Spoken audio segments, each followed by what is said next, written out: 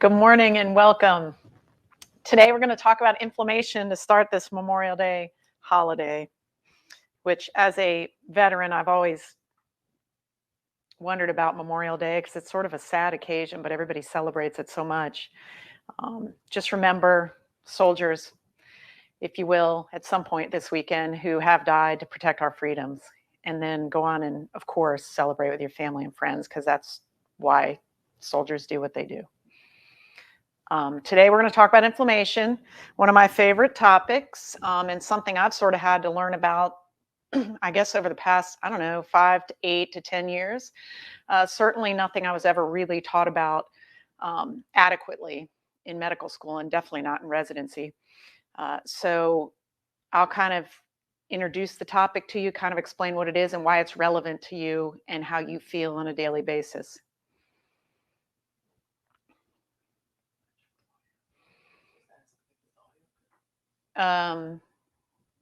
Oh, we're testing the audio. What do you want me to do? Can you hear me? Okay, they just walked out with a phone to make sure you guys could hear me. Okay, let's get started then. I think all our we're not in our normal spot, as you can tell, so had to check the tech. All right, so I'm Dr. Meredith Warner of Warner Orthopedics and Wellness, and my practice is primarily in Baton Rouge. I also teach orthopedic surgery for LSU in New Orleans, and I'm the founder of Well Theory and the Healing Soul. Okay, so this is essentially my concept or my philosophy, and these are some of the services we offer in my clinic. I'm a huge believer in the body's ability to heal itself if given the right circumstances, for really almost anything. Now, granted, if you're in a massive car accident and your femur bone cracks in half, you need to have surgery and fix that. But there's a lot of things that happen on a day-to-day basis that really you can empower yourself to treat. And you don't need people like me holding scalpels, taking care of problems. That's my whole gestalt, although I operate every week. But I think a lot of things can be treated non-operatively, and that's where we try to push people, and naturally, ideally. All right, so this is our clinic. So every single light in there is daylight spectrum because that's been shown to be very, very healthy for people. We have a lot of natural light. We have aromatherapy. We do everything we can to sort of stimulate the body's natural ability to heal and empower itself. And there's a ton of science behind everything we do. And so today I'm going to talk about one of the fundamental foundational problems in America, in the world, and with human beings in terms of our health, and that would be inflammation. We've talked about oxidative stress before. Happy to talk about it again, or you can go watch that talk, which is on the website. But today's inflammation. So let's get started. So a general overview, probably everybody sort of has a concept of what inflammation is, but today we're going to talk about actually what it is, how it was discovered, its relevant history, just a very brief overview in medicine. Acute versus chronic inflammation, because that is the differential and chronic is the problem. How does your everyday life contribute to your levels of chronic inflammation, okay? What food should you eat? What should you avoid, et cetera, et cetera? And then to make it more relevant to your day-to-day, how you feel, is how does chronic inflammation impact your joints and how you feel in like musculoskeletal pain? And then how does it affect aging? And how will you age well in the face of all this inflammation? And then finally, maybe some tools or treatment options that you could consider. So there are two basic types of inflammation. Of course, it's very simplified. Acute and chronic, okay? Acute inflammation is actually what you want. It's a good thing. It's a defensive system. It protects you. It's the type you're familiar with. It's when you get a cut. It's when you, God forbid, get shot. It's when you have a car accident. It's when you get infected with a virus or a bacteria or a parasite. Your body has the ability to defend itself, and you need that. The problem is chronic inflammation. This is when acute inflammation never gets turned off, or worse, you have low level, like sort of underground attacks constantly happening. Almost like if you were a big software company and you kept getting low level hacks, right? And you don't even know they're happening. Eventually your system will fail, as opposed to one big attack that you can manage and defend against. So chronic inflammation is the problem in modern society. That is what's causing almost all of our diseases, okay? And costing our country and your family countless amounts of money just because of chronic inflammation. So hopefully I can help you sort of fight it yourself today. We now know Okay, and this is all relatively, I want to say new. It's not new to a lot of people out there, so I don't want to offend anybody, but in terms of like basic medical care of the human being in this country, we're just now accepting and realizing that chronic low grade inflammation is really the source of almost all the issues such as cancer, type 2 diabetes, Alzheimer's, Parkinson's, osteoarthritis, rheumatoid, autoimmune, MS, you name it, all comes down to inflammation and oxidative stress by and large. Now, there's some genetic issues, of course, but let's just stick with the big picture. Okay. All right. So, what about inflammation? How do we even know about it? So, it comes from the Latin word of inflammare, to set on fire. Okay. Hippocrates, and you may know who Hippocrates is, you may not. That is the one that we do the Hippocratic Oath when we graduate from medical school. And one of the primary drivers, or one of the main phrases, is first, do no harm. And that's sort of been a guiding principle for me, which is why I started to question what we're doing in Western medicine and conventional medicine, because I felt like we were actually doing a lot of harm to people by not empowering themselves to heal themselves and empowering their human body to do what it was built to do, which is to heal. So Hippocrates actually described inflammation, and this was the 5th century before Christ, or BC. And he also named the terms such as edema and sepsis, terms we still use today. So nothing new under the sun, right? So since Hippocrates has been around, we've known about inflammation, edema, which is swelling, sepsis, which is whole body infection. So Aulus, I can't say this name because I don't speak Latin, Aulus Celsus, he was a Roman about 2,000 years ago, okay? he named the 4 cardinal signs of inflammation. So the term that he used was rubor et tumor cum calor et dolor. So basically, redness or erythema, swelling, heat, and pain. Those are your 4 cardinal signs of inflammation. If you go and ask your physician, what is inflammation? I bet you that's what they'll say. Oh, it's when you have redness, swelling, it hurts, and it's warm. But that'll be probably the extent of the discussion. Galen, who was a physician of Marcus Aurelius, who was one of the Roman emperors, thought inflammation allowed blood to escape the arteries. And that had been the prevailing thought until scientific tools came about. So remember, before we had tools, all we had was observation, following people, talking to them, and then maybe some anatomic dissections. It wasn't until we developed microscopes, things like that, and we'll talk about that now. And every day, more and more tools are being found, so we keep learning. So I try to stay on top of it for all of you guys. So the microscope was invented, and then that improved what we knew about microcirculation. We were actually able to then look at capillaries, and then we could discover things like blood clots and new formation of blood cells, or angiogenesis. And in 1893, think about that, how long ago that was, Menshnikov described the different types of white blood cells. Okay, before that, we didn't even know there was more than one, if there was even one that we knew about. And he actually won the Nobel Prize for his work in the immune system. In the 19th century, Virchow, people say it differently, linked inflammation to atherosclerosis. Now think about that. Back in the 19th century, this guy Virchow linked inflammation to atherosclerosis, which is a plaquing in the arteries, which we now know inflammation is linked to atherosclerosis, as though it's some sort of new great discovery. The electron microscope, after the regular microscope, allowed us to understand even more, because then we could see the cells, right? So we went from being able to see the capillaries and some plaquing to actually seeing what comprised the capillaries and the plaquing. And then you go into things like, I mean, there's so many different things, functional MRI, different immune studies, genetics, et cetera. And that's just an artery of a plaque there on the right side. So that's what globs up in your arteries and blocks blood flow. But the real problem is when the clot becomes unstable, oxidizes, and then explodes, and little pieces of the explosion go to places they shouldn't go. That's what you don't want. Okay, so again, we know that inflammation is heat, or like an attack of heat. Not sure it's the greatest term in the world. Maybe we need to change it. Probably never be changed. So you just have to understand there's acute and chronic inflammation.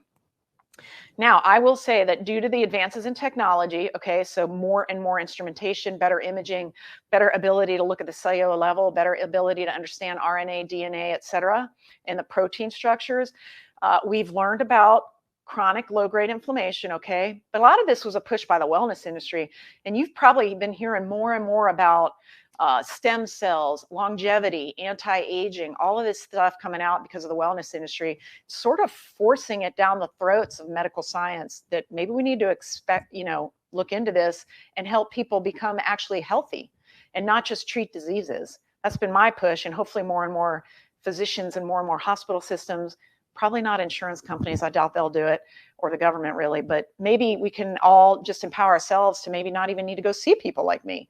What if you were really just healthy all the time? Wouldn't that be amazing? So the classic injury response, or inflammation, acute inflammation, was described by Dr. Ledbetter in 1989. So it sounds like so long ago, but I think Madonna still had some #1 albums then. This was when you had activation of platelets and endothelium. This is when you have recruitment and activation of leukocytes. These are your white blood cells. Remember, there's various types. That was discovered way before Ledbetter. And then you have proliferation and repair of the endothelium, or the lining of vessels and whatnot. You have fibroblasts that come in and lay down a new matrix for cells to build upon. And then eventually you have remodeling. So these are the phases of healing: acute inflammation, remodeling, proliferation. So again, back to technology. So now we have gene knockout mice. So they have lab rats and lab mice that they actually breed or do things to take out certain genes to be able to understand how that gene affects the health. Now, the problem with mice studies is actually that a lot of these mice that are used in the lab come from a single line of a bizarre type of a mouse that have been inbred over time. So they're not really even real mice, and then we use them to understand humans. So that doesn't make a lot of sense, but that's how medical science works right now, so I guess it's what we're stuck with.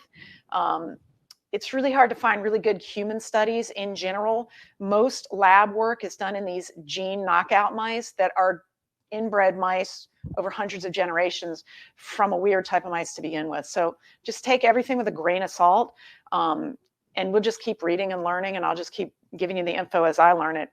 So we did immunological studies in mice to understand even more about inflammation. So, you know, over time, we start to think we're smarter and smarter, and we know more and more, right? Meanwhile, Virchow in the 19th century questioned if maybe inflammation is not so good if it sticks around. He talked about chronic inflammation back then, and basically it got ignored, right? Just, oh, stop talking, you don't know what you're talking about, kind of a thing. But he was very, very much ahead of the curve, okay?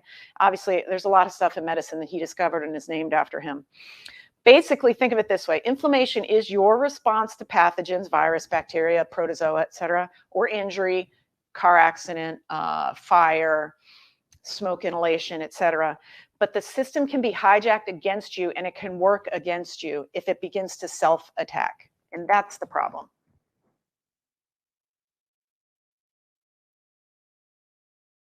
Okay, so how does it work? We've talked about this before. We did a talk on the innate and adaptive immune system. So basically, a white blood cell, or WBC, will attack a pathogen. How does it do this? How does it even know how to do this?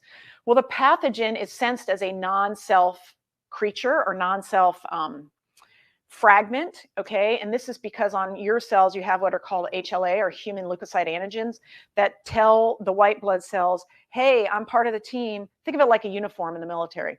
So your HLA is like the team uniform, or the military uniform, okay? And if you see someone in your same uniform, you're not supposed to shoot that guy. You're not supposed to have friendly fire, right? The problem is when the innate immune system gets messed up and all of a sudden we have all this friendly fire. You think of that as an autoimmune disorder, okay? More advanced recognition of different pathogens and different cells is when we bring in the adaptive immune system. This is your antibodies and whatnot. So over time, you develop the ability, every time you get infected with a virus, your body develops an antibody that will recognize certain proteins that are on that virus. So anytime the virus comes back, the adaptive immune system's turned on, and you can attack that right away without engaging the whole learning process of the immune system again, okay? So the problem is when a pathogen antigen does not match a self antigen, okay, then the white blood cell comes in and engulfs it, just like you see here. So it's not recognized, it attaches, it gets engulfed, and then inside the white blood cells are what are called exosomes or lysosomes. And these are little pouches filled with substances that allow an oxidative stress burst. Now, remember, before I told you oxidative stress is terrible. Well, it is terrible in general if it's too much of it in your body over a long time. But in terms of attacking a virus and a bacteria, or some sort of damaged cell that shouldn't be there, or a tumor cell, you want your white blood cells to go in and drop the bomb of oxidative stress on that badness, because it'll kill it. Then they clean up all that stuff, take it out, the macrophages come in, make it all pretty, and excrete everything. The problem is when this stuff sticks around and then you start attacking yourself. So oxidative stress in these situations is actually really good, and you really want it. So you want the ability to do it. You just don't want this to keep going on and on and on and on. So these are your different white blood cells, okay, that have been discovered over the years. And again, acute inflammation is not a bad thing. We want that. We want the ability to fight infection. We want the ability to clean up our skin after we have it cut or scraped or whatever. We want the ability to sense tumor cells or cancers and then attack them before they become big enough to become a problem, okay? So we want this. We want some level of inflammation. We just don't want chronic inflammation. So the injured site response is similar. The neutrophils or the white blood cells will come and enter the site of the injury. They have two functions. They'll protect you from pathogens, so they prevent that injured site from becoming infected or having a secondary infection of that. And then it'll clean up the damaged cells so that your body can come in and lay down new cells and heal. But if you get a chronic wound, this means the neutrophils never really leave. Normally, they're gobbled up by macrophages. It signals to the body, hey, we're done. We've cleaned up the site.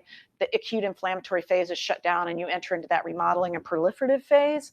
But if you don't, then you're just constantly in this phase where you're dropping oxidative bombs and nothing's getting cleaned up, and then all these damage signals come out. And now we're going to talk about that. That's a conversion from acute to chronic inflammation. So this kind of shows you, this is a good picture. The left side is normal skin at the microscopic level. And then the one next to that shows inflamed or infected skin with white blood cells populating the area and doing their thing. So neutrophils in wounds are actually different than neutrophils that are floating around in the plasma. Think of it like, again, I'm going to use military analogies. Think of it like your special ops team, right? Your special ops team, when they're hanging out, you know, on base, just doing whatever, playing cards and waiting, that is a different special ops team than the one that gets activated. You know, suddenly they're in a stress mode, everything is serious, they're dead set, their eyes on, they've got all their uniform, their battle rattle, they're ready to go, as opposed to the special ops guys when they're playing cards or playing pool between deployments, right? So that it's still a neutrophil, but it's kind of a different neutrophil. It's ready to go, it's engaged, it's activated. So these promote angiogenesis, or new blood flow to the area of injury or damage, stimulates growth of skin cells in this case. Fibroblasts are proliferate, and this is, you know, fiber literally is laid down, which then you can build. You can either add calcium to and make bone, or keratinocytes and make skin, whatever. That's part of your remodeling and proliferative phase. And then you have expression of genes, and this is a real key. The neutrophils and the cytokines, the proteins they make, the whole function of those is to bring information and induce transformational changes at the genetic level. And that's when you start getting in trouble with chronic inflammation. So basically, acute inflammation is activated innate immunity that then activates adaptive immunity. But this is supposed to be a very short-lived, like, here's your mission, you achieved your mission, you come home. You don't want this to become a protracted long-term conflict, which is what happens with chronic inflammation. And this sort of shows you, this is a weird little graph, but it's pretty good. The numbers on the bottom on the x-axis are hours, and then the y-axis shows you the phases of inflammation, okay? So up to 3 days is that very early phase of dropping the bombs, cleaning things up, getting things like acute inflammation, when you have the redness, the heat, the swelling, the pain, okay? About 3 days. There's overlap, of course. Then you begin the remodeling, and then you begin the proliferative phase. Sorry, I got it backwards. But anyway, you can see how this goes over time. Now, if you look, the first two phases, phase 1, phase 2, or late phase 1, that'll go to about that 10-day, 14-day point. I actually try to, for my post-surgical patients or people healing from an injury, I try to have them avoid anti-inflammatories if they can for those first week or two, because you want inflammation at that time, right? You don't want to shut down the arachidonic acid cascade too much, because you need to get rid of the detritus or the debris, and you need to kill the pathogens. And then once you get out of that phase, then you don't want too much inflammation, so it's okay at that point. So once a neutrophil has served its purpose, it's engulfed the badness, it dropped the oxidative stress lysosome on it, cleaned up the debris, it is supposed to die at that point. It is programmed cell death, apoptosis. If it doesn't, if it just sits there and continues to produce bad proteins and continues to make these little lysosomes that then drop their stuff everywhere, that is chronic inflammation. Normally, a macrophage, which is a bigger kind of a phagocyte that comes in and phagocytizes or chews up and eats the neutrophil, normally the macrophage will come in and clean up the cleaner upper, if that makes sense. The neutrophils go in and clean up first, then the macrophage comes in and takes care of that. And when it does it, it signals to the body, hey, we're done with this acute phase of inflammation. Let's move on. Let's start rebuilding this tissue. If it doesn't, then you don't enter that next phase of healing, and that's when you have problems. You don't have the right phenotype or type of macrophage that will induce healing. You have this type of macrophage that is continually inflammatory, and that's what we don't want. And we'll get into why in a minute. We have a question. So if you get a white blood count with diff, will you see the indicators of inflammation by increased neutrophils?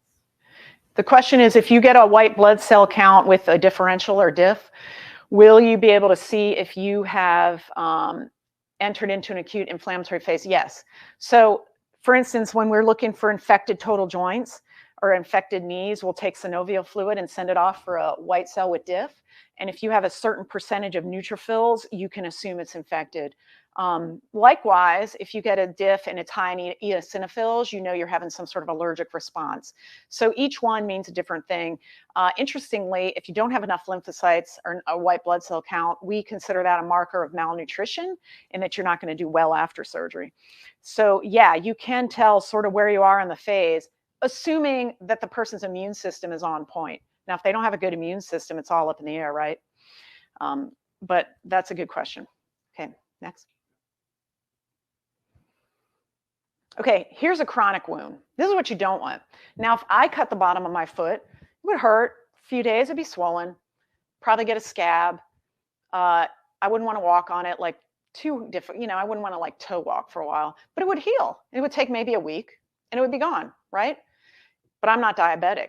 This is what happens when you have a chronic wound and you have the inability to convert from acute to inflammatory. You have no normal tissues. Your immune system has been hacked and damaged, okay? So this is what we're trying to avoid. And this picture, think of this picture. This is just a little skin wound, right?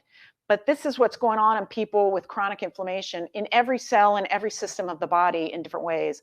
But it's that sort of badness that we want to avoid.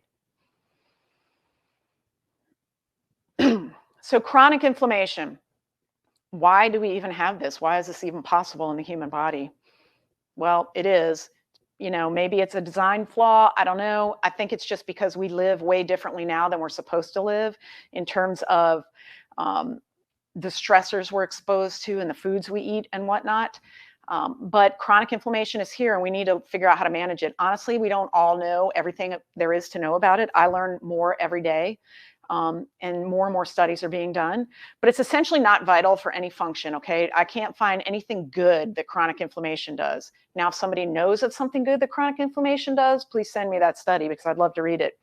It's terrible for your system in general.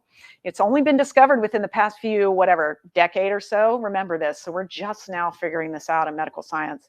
Most NCDs, which is non-communicable chronic disease, so you can't catch it, like diabetes, cancer, Alzheimer's, et cetera. Most NCDs are due to chronic inflammation.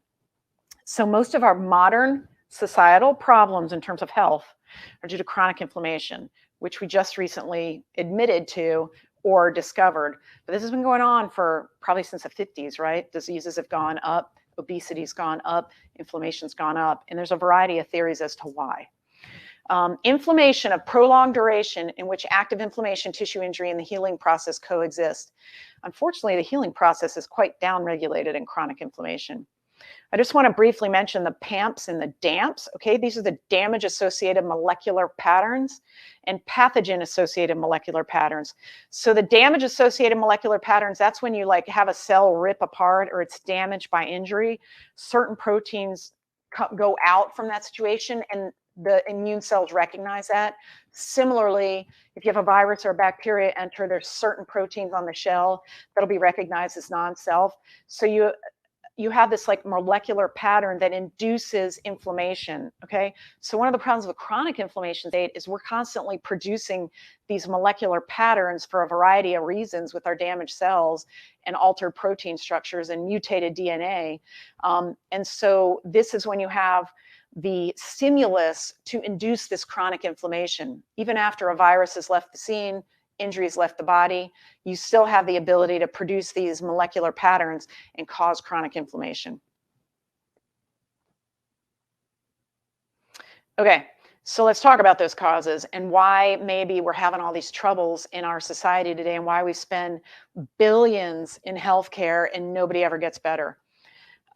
Failure to eliminate a pathogen is the first reason to have chronic inflammation. So if you're harboring tuberculosis, some sort of low-grade fungal infection, some sort of spore, some sort of yeast infection, parasites that are long-term, and viruses. So for instance, CMV, EBV, all of these long-term viruses that just sort of hang out and wait and then manifest under times of stress. Herpes is a perfect example. People have herpes, varicella, or like a chickenpox type of a virus, and then under times of stress, a sore will pop out, or you'll get the shingles. So that's one way to get chronic inflammation. Exposure to irritants, environmental irritants, pollution, the air we breathe, the benzene in the air, the lead in the water, the other heavy metals in the water, radiation, poor diet, the primary cause, in my opinion, in our society. Autoimmune disorders. So if you've developed rheumatoid arthritis, lupus, MS, whatever autoimmune disease you have, mixed connective tissue disease of unknown significance. It's my personal favorite because it basically means we have no idea. We just know you're autoimmune. You're constantly attacking yourself. You're under friendly fire all day long, every day. Mitochondrial failure, another primary cause of all of this, I think. So the mitochondria, and we're going to review it in a future, is the engine to the cell. If that fails, not only do you not produce the correct energy and signaling molecules for the rest of the cell to function properly, but you cause reactive oxygen species and all of those damage-associated molecular patterns. So mitochondrial failure is a big deal that you don't want to have.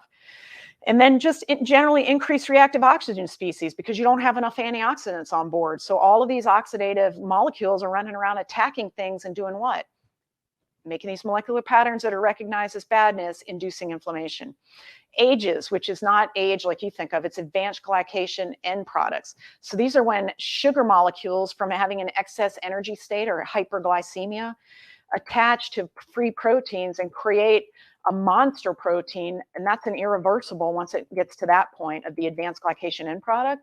Those monster proteins damage DNA, damage cell membranes, attack proteins, change receptors, and induce the damage-associated molecular pattern. There's actually receptors for these AGEs called RAGEs, receptor for advanced glycation end products, that also induce inflammation and genetic changes that damage self.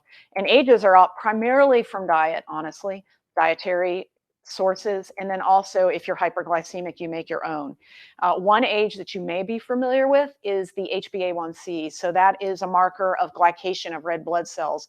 They turn over about every 120 days. So the A1c is a way to measure the hyperglycemic state, the average for the past 3 months, because you can measure how many of these sugar molecules glycated the proteins in the red blood cell.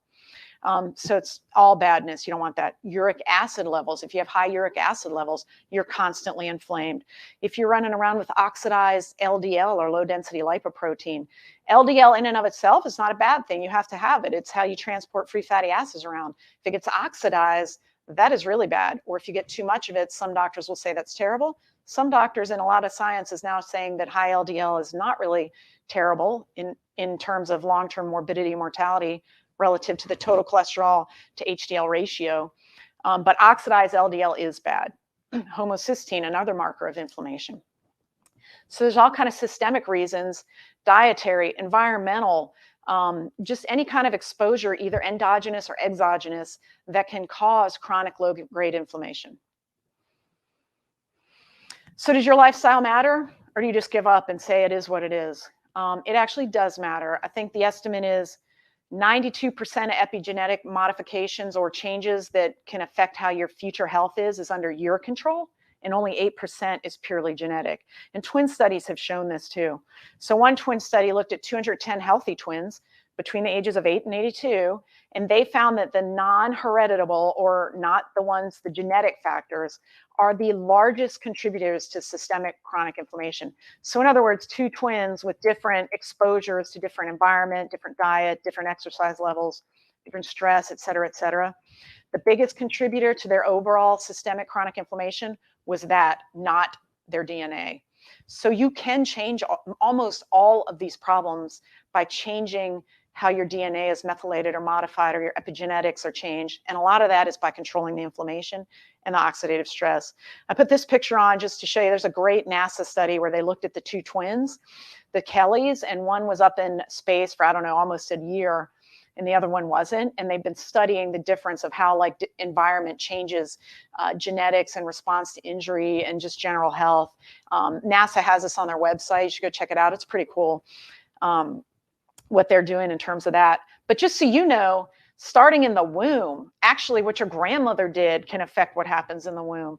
But what your mom ate and did and what she was exposed to in her stress level while you were in the womb started this process of a systemic chronic inflammation.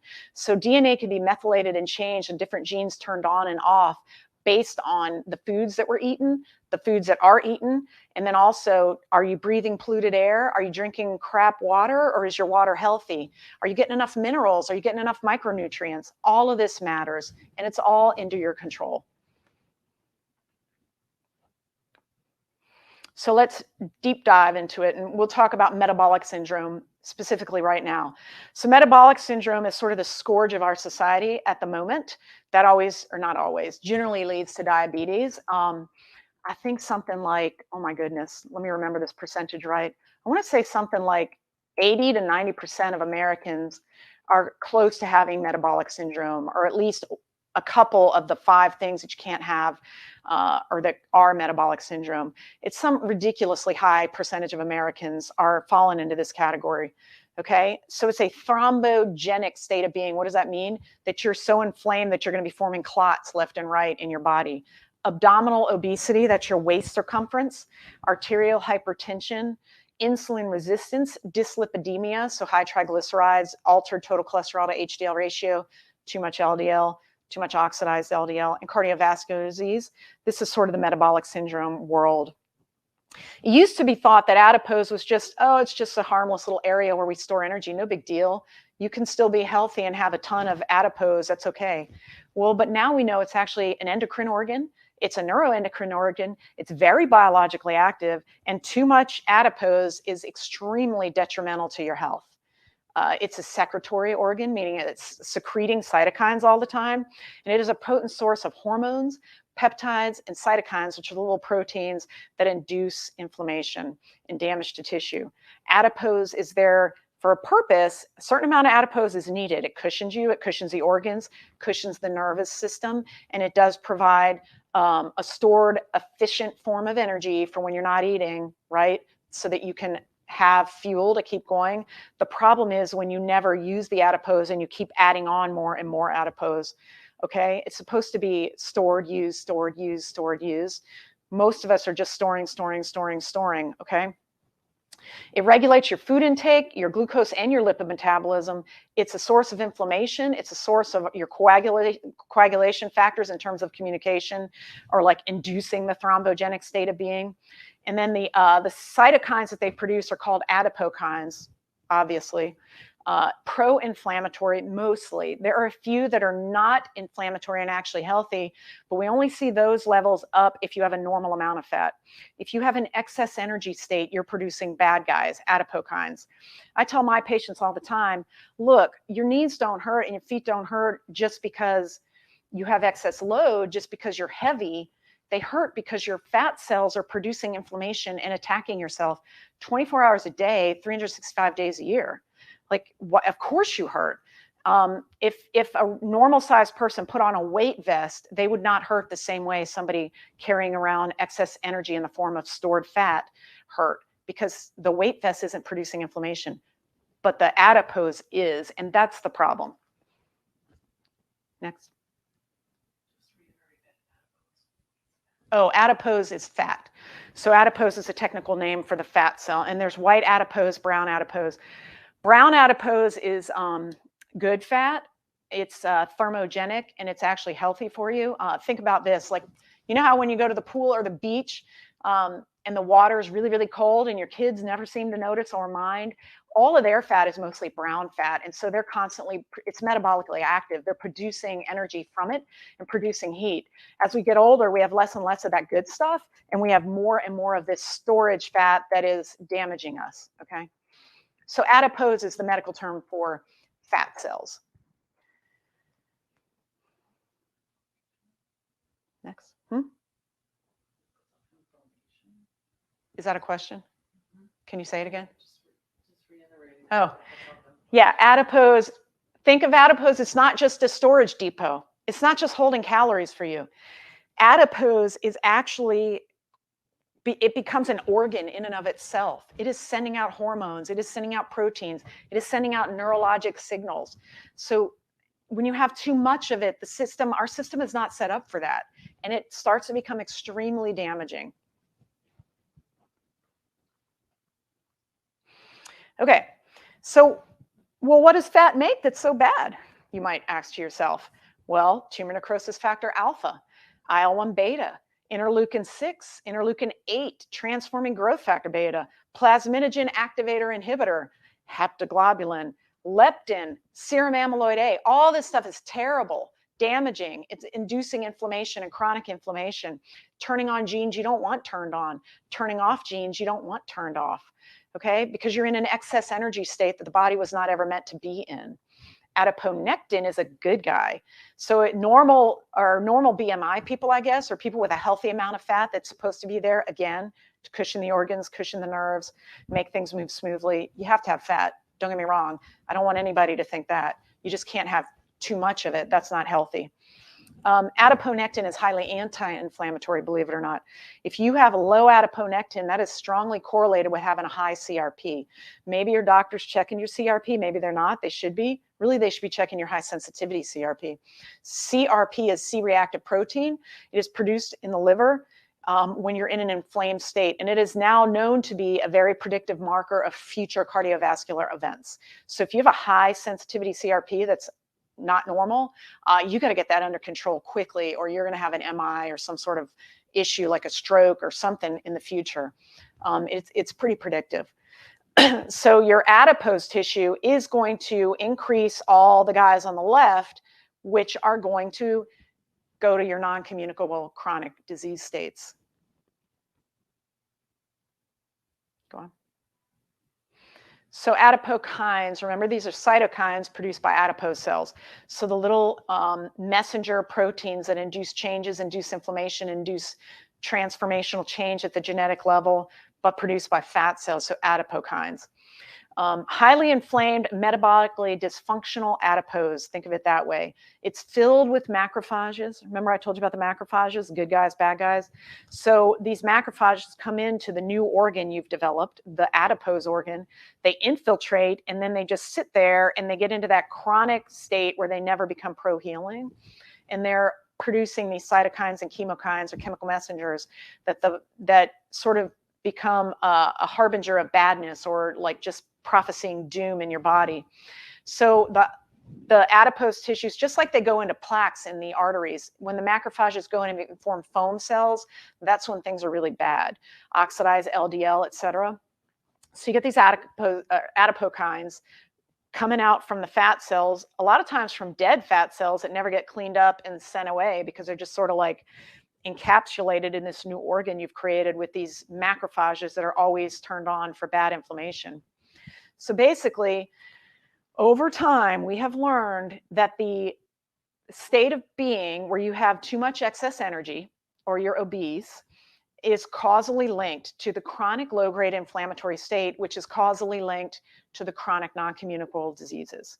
So it is important to get this excess energy state under control. And there's massive amounts of studying being done on this right now.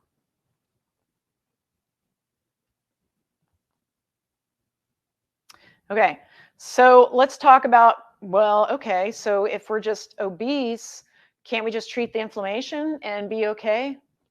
Maybe. There's some studies that do support that. Here's one, a meta-analysis. And a meta-analysis is when somebody looks at a series of studies and they sort of in a statistical method, of course, and of course you can make stats say anything, right? Statistically, they'll put the studies together to make it one big study so that the number of subjects is higher. Because if you have a study of 2 people, that's essentially meaningless, right? But if you have a study of 200,000 people, now we're starting to get some actual data. So this meta-analysis of 8 randomized controlled trials looked at essentially 260 subjects, and they gave them anti-tumor necrosis factor alpha therapy. And this was a group of overweight people with rheumatoid arthritis. Rheumatoid arthritis is known to be associated with insulin resistance and adiposity or obesity too. Well, not always. So in this study, when they gave the people with rheumatoid arthritis the anti-TNF alpha therapy, there was a reduction in their insulin resistance. The control of the inflammation, in this case, by controlling the cytokine TNF alpha, did help. And also another study found that if rheumatoid arthritis patients are on etanercept, which is a disease-modifying agent that reduces the levels of certain cytokines that are inflammatory, they found that their risk of Alzheimer's was lower. So yes, controlling inflammation can be done, and it is extremely important to do if at all possible. But there's just much more natural, better ways to do than take these hugely, first of all, expensive. Second of all, your insurance probably won't cover them. Unless you have certain indications like rheumatoid arthritis, right? And fourth, they have a lot of side effects. But these studies do sort of hint to the fact that if you can control inflammation, you can protect people from Alzheimer's, you can protect them from insulin resistance, et cetera. Another double-blind placebo-controlled trial of an interleukin-1 beta inhibitor. Remember, interleukin-1 beta is another one of those adipokines, another one of the inflammatory cytokines. Now, this was 10,000 adults that had a high CRP. Remember I told you that's predictive of future cardiovascular events? So this is actually a group of adults that had a high CRP and a history of MI. So these are very high-risk individuals. When they were given this particular medicine, they lowered the risk of MI, stroke, angina, and cardiovascular death as compared to placebo. Interestingly, there was no change in their LDL levels, which lends support to the growing mounting evidence that LDL may be irrelevant over time, overall, for future mortality and morbidity. So yeah, controlling inflammation is hugely important. Is there a magic pill for you to take? I don't think so yet. Are they working on it? For sure. We have a question. So do you think like that RA flares, are they triggered by natural fruit sugars? The question is, are rheumatoid arthritis flares triggered by natural fruit sugars? If you're eating an orange or an apple or a banana and you're getting the fructose with the polyphenols, with the fiber, and with all the other goodness that's in fruit, probably not. If you're eating a synthesized, purified, processed form of fructose, probably yes. So fructose, processed fructose, pure fructose is hugely terrible for you and induces inflammation when taken into the system. It induces uric acid levels, actually, because of the way fructose is converted to energy. And then you can induce inflammation that way. But whole foods, natural foods that actually you can pull off of a tree and eat, that's what you're supposed to be doing.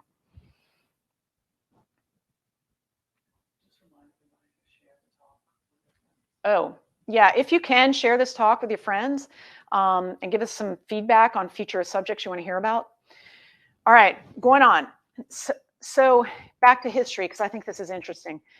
There's a doctor in Italy, I think it was in Italy, J.B. Morgagni, and he actually talked about visceral adiposity 250 years ago. So remember how you've heard that central fat or core fat is the bad fat? If you carry your fat on your hips, you're okay. Not really, but core fat really means that you probably have a lot of fat on your viscera or around your organs, and that's the really metabolically badly active fat. He talked about this 250 years ago, okay? But for some reason, surgeons, doctors, the pharmaceutical industry, nobody really cared. They weren't concerned about it. Only now are we talking about this. And in fact, even today, proponents of lifestyle and diet and using food as medicine and using micronutrients as medicine are vilified generally by their peers. And, if you don't do a single molecule double-blind study in some academic center where you never actually deal with real people who have to go to the grocery store, take care of the kids, go to work, and be stressed out all day, then you're not really doing any science. But I disagree with that. I mean, we've known about this now for at least 250 years, and we're just now starting to tell you guys about it, which is horrible, I think. He figured it out from anatomic dissections. Remember, he didn't have any other tools. He found all of this obesity in the organ when he dissected specimens. He figured out about hypertension. He found gout, and he noticed obstructive sleep apnea was correlated to all of this. So let's bring it back to today. Only in 1998, think about that, that's not very long ago, did the World Health Organization even describe a definition of metabolic syndrome. So although this guy described it 250 years ago, nobody admitted to it until the 90s now, and only now are we actually studying it for you guys. But I'm gonna tell you some things you can do to control this yourself coming up. Okay, this picture, that is Morgagni right there. So he was alive 1628 to 1771. This image is amazing. And it shows you, I call it the fat suit, sort of. If you did cross-sectional dissections, the yellow, globby looking stuff outside the red muscles, that is adipose tissue. So that's your white adipose tissue that is external to the organs, but look around the liver and the spleen and the intestines. There's a ton of fat packed in there, being excessively active and producing adipokines. This is his quote. "Those who have dissected or inspected many bodies have at least learned to doubt, while others who are ignorant of anatomy and do not take the trouble to attend to it are in no doubt at all." And the reason I like this quote is because you don't know what you don't know until you know what you don't know. That doesn't make any sense, right? But the more you learn, the more you realize you don't know anything. And that's what he's talking about here. So the people who are so hard and fast in their thoughts that, you know, arthritis is not inflammatory, it's only injury derived or wear and tear, or fat is not bad, fat's okay, it's healthy, it's just excess source. People that are so hardcore in their beliefs probably just haven't learned enough. I mean, like I said, every day I learn more, and I've changed my mind about a lot of things over time as I read more and more studies. You have to keep an open mind and be aware of this. But I will tell you the one thing that doesn't change: the healthiest people, the people that live the longest, the people that have optimal aging and can play with their great grandkids successfully, they are not chronically inflamed, and they don't have oxidative stress. And there's certain reasons why.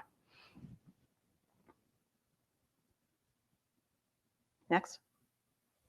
Okay, so remember I told you the mitochondrial health is important. Let's talk about that really briefly. Chronic inflammation will damage your mitochondria. You have to have functioning mitochondria or you're never going to function. You're useless. Without mitochondria, you cannot convert food into usable energy. That's the refinery or the engine of your cell. It takes food and makes it into what's called ATP, adenosine triphosphate, which is a usable form of energy at the cellular level. Quality control of the mitochondria is mandatory to have a properly balanced metabolism and to produce energy. Damaged mitochondria will make too many reactive oxygen species. If you watch the talk about oxidative stress, the byproduct or the exhaust from your engine making the ATP for energy is reactive oxygen species. Some of these are good, they're signaling molecules. The problem is if you have an imbalance, too many of these electrons that are running around damaging cells and not enough antioxidants that will attach to these loose electrons and neutralize them, that's when you start getting into trouble. The reactive oxygen species can activate inflammatory proteins and make the problem worse, meaning more reactive oxygen species and more inflammation can damage lipid membranes, which every cell is surrounded by a lipid membrane, and all the receptors that allow things in and out and make changes and actually make a cell functional. That lipid membrane will be damaged by reactive oxygen species, and you basically have a dysfunctional cell. Can mutate DNA, change your DNA. It can mutate proteins, change receptors, change the function of receptors, turn on the wrong genes, turn off the right genes. So you don't want this to happen. You got to keep your mitochondria healthy. Otherwise, you'll have, remember the DAMPs we talked about? You will have an accumulation of your damage-associated molecular patterns, which do what? Increase inflammation and damage to more cells. And then you will activate the pathogen receptor reactors, okay? You have the DAMPs, damage associated, the PAMPs, pathogen associated. All of this gets turned on, and you're basically in this chronically inflamed state where you're self-attacking all the time. So mitochondrial quality control, hugely important. Avoiding exogenous sources of, things like pollution and bad diet, hugely important. Go on. And just briefly, this is just showing you on the right slide. It's just interesting that you can't see it, but just look how many little words there are. That is just a short list of some of the damage associated molecular patterns and their receptors. So this is going on all the time in me and you got to try to control it as much as you can. Next. So quick review, what are the mitochondria? We meaning science, think that it's from bacteria that harbored in our cells forever ago. So it's actually sort of like a bacteria that became part of us, because the mitochondria have their own DNA. There's mitochondrial DNA, and then there's cellular DNA. Mitochondria are undergoing constantly fusion and fission. So they're either combining to each other in an effort to produce more energy and become more efficient, or they're breaking apart and becoming two different ones, either to clean up a poorly functioning part of one, or if you need more than a few mitochondria. You know, if the body senses it needs more mitochondria in this particular area, for instance, endurance running muscle will say, you want more mitochondria, or you're going to fuse them together to make the mitochondria more efficient. It's the energy production portion of your cell. We talked about that. So all bioenergetics start and end with the mitochondria, more or less. And then the damaged mitochondria, you will have loss of membrane potential. What's that? Well, the way it makes energy is it basically, I'm going to shorten the electron transport chain to this for you. It'll put a bunch of protons on one side of a membrane. They're not on the other side. Nature does not like this. Nature wants everything balanced, and it'll drop the protons through until there's an equal number on both sides. And that process of dropping the protons through, they go through this thing called ATP synthase that is like a generator that spins, and that's where you create your ATP. So if you don't have that membrane potential, meaning more protons on one side and less on the other side, you can't make energy. So decrease ATP production, decrease oxidative phosphorylation, and then you just start getting into more and more trouble in energy production, and you're starting to produce more and more reactive oxygen species because everything is just totally messed up. Go ahead. Okay, so I don't want to pound on this, but it is important for you to understand how important mitochondrial health is to non-communicable chronic diseases and chronic inflammation. So a couple ways you have quality controls, mitophagy and apoptosis. Some of these mitochondria, you know, are programmed to die at a certain time, or a cell is programmed to die at a certain time for a certain reason. Well, that's okay. You want that. The body's set up for that. The problem is if a cell dies and it doesn't convert into an unactive cell and get, you know, chewed up and taken away by the immune system. If it's just sitting there still biologically active, but yet not functioning like it's a normal cell, it's just shooting out proteins, cytokines, and inflammation. You don't want that. Mitophagy is when the body will go in and clean up poor functioning mitochondria, mitochondria with a bad cell potential, mitochondria that don't have the right amount of proteins, or the ATP synthase isn't working, or whatever reason. If you have a part of your factory that's not working, you know, the body will shut it down, clean it up, do some maintenance, and then the factory works better, right? If you don't have this process of continually cleaning up damage and maintaining the system, then those damaged molecules start to induce more and more inflammation because it's the damage associated molecular pattern we talked about. Mitophagy is what you want, or why people do, you probably heard about people doing cold bathing, getting into saunas, intermittent fasting, high intensity exercise. All of these short-term stressors are inducing mitophagy, or letting your body clean up. Failure of quality control of mitochondria will lead to Alzheimer's, diabetes, cancer, cardiovascular disease, you name it. The damaged mitochondria contribute to chronic inflammation through the DAMPs and the PAMPs, or the pathogen receptors, okay? They activate the signaling of inflammation, and that activates something called NFK beta, which is nuclear factor kappa beta, which goes to the gene level and turns on the bad genes and turns off the good genes, okay? And I'm talking about everything from like your longevity genes to genes that, you know, cause certain proteins to be made that damage the cell membrane. So less mitophagy induces what is called an inflammasome. So if you're not cleaning up these damaged, poorly functioning cells constantly and keeping the system clean and maintaining the factory becomes less and less efficient and induces more and more inflammation. And depending on where your poorly functioning mitochondria are, that is what your disease is. So if you've got terrible mitochondria in your cartilage, you're going to get arthritis. If you've got terrible mitochondria in the brain, you're going to get these neurodegenerative disorders, so on and so forth. Next. Okay, So what is the connection of inflammation, mitochondrial health, and non-communicable diseases? Well, finally, the World Health Organization is catching on to this. And, they talk about the 4x4 framework. So 4 things that they've pretty much said or admitted are not good for human health: tobacco use, harmful or excessive alcohol use, unhealthy diet, physical inactivity. So those 4, if you have a certain, or all of them, God forbid, matrix, increases your risk of cardiovascular disease, diabetes, chronic respiratory disease, cancer, arthritis, so on and so forth. The Lancet, which is a good medical journal, put an analysis of about 120,000 people out. And this is interesting. So if you're mildly obese, that must mean a BMI of 30 or 31, I can't remember exactly, versus severely obese, okay, or morbidly obese. Mild obesity means you're going to lose 1 in 10 disease-free years. So 10% of your disease-free life or your health span is going to be gone with just mild obesity. If you're severely obese, you're losing 25% of your disease-free years. 25% of your health span is gone just from holding too much energy.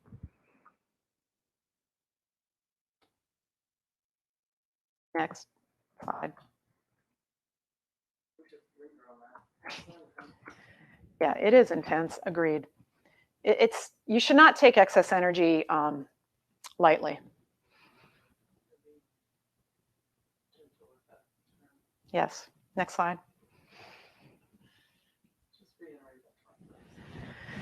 I've been instructed to reiterate the 25%. It is important though. So think about this. So I operate on people with diabetes a lot that have different chronic problems from the diabetes, particularly foot problems like wounds like you saw before. And a lot of them are severely obese. So they have BMIs of 50, sometimes even 60. Okay. Normal BMI, by the way, is like up to 26, I think, 27. So think about that, double that. They are losing 25% of their health span. So let's say your health span genetically, remember 8% is controlled by genes, 92% is controlled by you. Let's say genetically, all things being perfect, you were going to live to be 100. Well, just by being obese, never mind if you add any of this other terribleness to your life, like pollution, radiation, tobacco, etc. Just being severely obese, you're going to lose 25 years of that. So you may, even if you live to 100, which you probably won't, it would be a terrible 25 years from 75 to 100. So my goal for my patients and me is optimal aging. We're all aging. It's not going to end. Everyone on this planet has died to date. No one's lived forever. So we know that's inevitable as well. What we're trying to change is how long you live healthy, active, and able to do things that you want to do and cognitively intact. Because that is everybody's goal. We all want to stick around. And like I said, you want to play with your great-great-great-great-great-great-grandkids if you can. It's an exaggeration, obviously, but you get my point. So you got to control the excess energy state because a lot of it begins and ends with that. Next slide. So let's talk about arthritis. Now I'm an orthopedic surgeon. And one of the reasons I started getting interested in all of this is I did not think that we surgeons were really moving the needle in terms of population health or really getting people better in general. Sure, we do some cool surgeries and there's, we do a lot of biomechanical studies showing the strength of this suture anchor versus that suture anchor, or the wear quality of this piece of plastic in a total knee versus that piece of plastic in a total knee. But when you take a step back and look at the big picture, the rates of pain have never decreased, they've gone up. This is people complaining of pain. The rates of disability have not decreased, they've gone up. The rates of pain medicine use have not decreased, they've gone up. The rates of malaise and depression and fatigue from pain, they haven't gotten better, they've gone up. Despite the fact that we are technologically better and better and better, more and more proficient, better systems, better drugs, what have you. So I took a step back and I started thinking, what are we doing? And that's when I started going down this path of what is really going on here. And what I find fascinating is while the guys in the cardiovascular world, hypertension world, bariatric or obesity world, diabetes world, a lot of them are starting to come around to this chronic inflammation, oxidative stress, excess energy being the source of all problems, the foundation of modern disease. But for some reason, the arthritis world, this hasn't caught on yet. And I still get told by faculty, peers, people I work with that, oh, it's not inflammatory. What are you talking about? It's just the load from them being heavy, and it's just wear and tear, or they had an injury. I'm telling you that this is not being admitted yet, but I think osteoarthritis is a systemic disease that is just manifesting in the genes. I mean, in the joints, just like diabetes is a systemic disease. It manifests at your insulin levels, and then of course will damage peripheral things like nerves and retina and things like that, biologically active cells. So we know now that arthritis, always thought of as degenerative and wear and tear, we're actually learning more and more that it is more akin to the inflammatory condition than we before suspected. So the problem was before we had newer tools, there were observations that there were fewer white blood cells in the synovial fluid of somebody with arthritis versus somebody with rheumatoid arthritis. But that was before we really started understanding biomarkers. And to be honest, we don't really have a great biomarker yet for this. We're working on it. But just looking at basic white blood cells, the people with RA had more than the people with OA. So at that point, it was just decided, and it became dogma at that point, that osteoarthritis is not inflammatory, even though itis is at the end of it, and it is degenerative and wear and tear.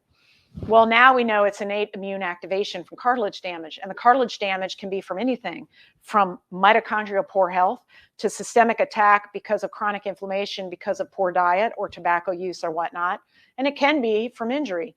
But a lot of arthritis is systemically brought on by inflammatory proteins, just like when adipose produces adipokines. They don't just attack the atherosclerotic plaque or damage the cell membranes in the heart muscle. They're also attacking the cartilage, the tendons, the ligaments, and the connective tissue, and causing what we think of as arthritic pain. So the state of chronic low-grade inflammation that manifests in joints, muscle, and connective tissue, that is arthritis. It is not a degenerative wear and tear disease, although it's often thought of that. Why? Because it manifests at 50, 60, 70 years old. Well, that's when all of this stuff always manifests in all of the different systems, because it does take a number of years for this inflammation to do its thing. A high sensitivity CRP is strongly associated with the progression of knee arthritis. That's been shown in studies. So again, high sensitivity CRP is a marker for a future cardiovascular event. If you have a high CRP, you can pretty much assume you probably have arthritis too, and you're going to have a future musculoskeletal event as well. And then they've done studies where when they did this is a picture of somebody getting a total knee arthroplasty, or a total knee put in. That's the knee's been opened up and bent, and that device is on the end of the femur bone, and they're about to cut off the damaged cartilage and then put in metal and plastic. And that's the best we can do right now. We basically remove your joint and put in metal and plastic. Think about that. Anyway, when they sent off samples of this to the lab, they noted high levels of CRP and IL-6 in the synovitis of total knee patients, but yet nobody called it inflammatory. And only now are we beginning to understand this. Next.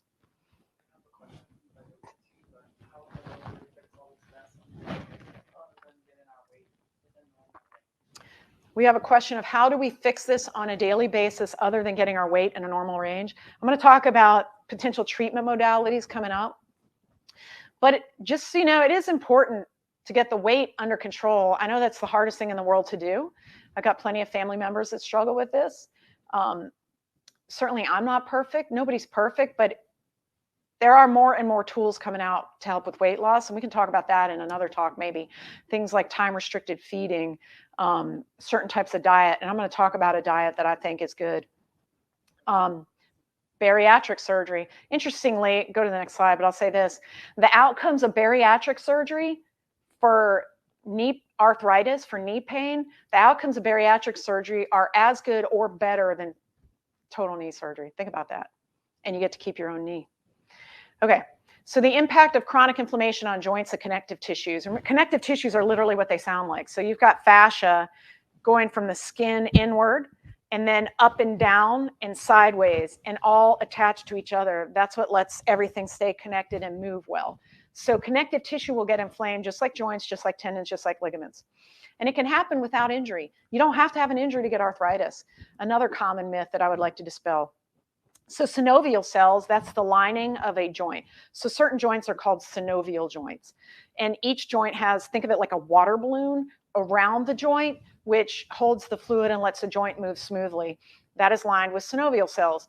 The synovial cells will release interleukin-1, which is very pro-inflammatory, and they'll also recruit matrix metalloproteinases, okay? One of the treatments I do in my clinic for people is we'll inject this substance called alpha-2 macroglobulin, and that is essentially a matrix metalloprotease inhibitor, and it's miraculous the amount of pain relief it gives people. Why? Because it's attacking the foundational problem, which is inflammation in the joint. So if you can control that, you can control the pain, and then hopefully, ideally, you control disease progression. Because the MMPs are what are degrading and degenerating cartilage. And then remember what I told you, induce the inflammation and arthritis? Damaged cartilage will also damage synovial cells. So if you've got synovial cells producing these cytokines that bring in the matrix metalloproteinases that damage cartilage, you begin to have this vortex or this spiral that's just going nowhere good. So that we got to stop the chronic low-grade inflammation, or your arthritis is not going to get better. So think of it more like a whole organ disease of the joint. It's not just a cartilage. It's a bone around the cartilage. It's the ligaments. It's a tendon. It's a joint capsule. It's the synovial cells. Okay. Now this slide I love, and the bottom gives you the reference, but I thought this is a great little heat map that shows you the level of inflammation. Normal on the left, where it's more yellow and blue, okay? And then you get serum or the blood of people with arthritis. Then you get the synovial fluid of people with arthritis. Then you have serum of people with rheumatoid, and I'm presuming this is untreated rheumatoid. And then the synovial fluid of people with rheumatoid.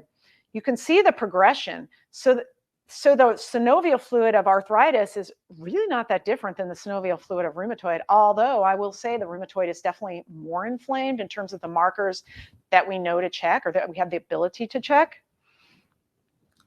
But you're still massively inflamed. It's a quite an inflammatory condition. You would have to agree with that. Just look at the red. Red is bad. Yellow's okay. This is a problem a lot of times too. We'll do blood markers, right? Oh, your IL-6 and your TNF alpha is okay in your serum, so you don't have arthritis. Well, not so much. We probably should all be checking synovial fluid, but that's hard to do. And if your insurance even lets it happen. Okay.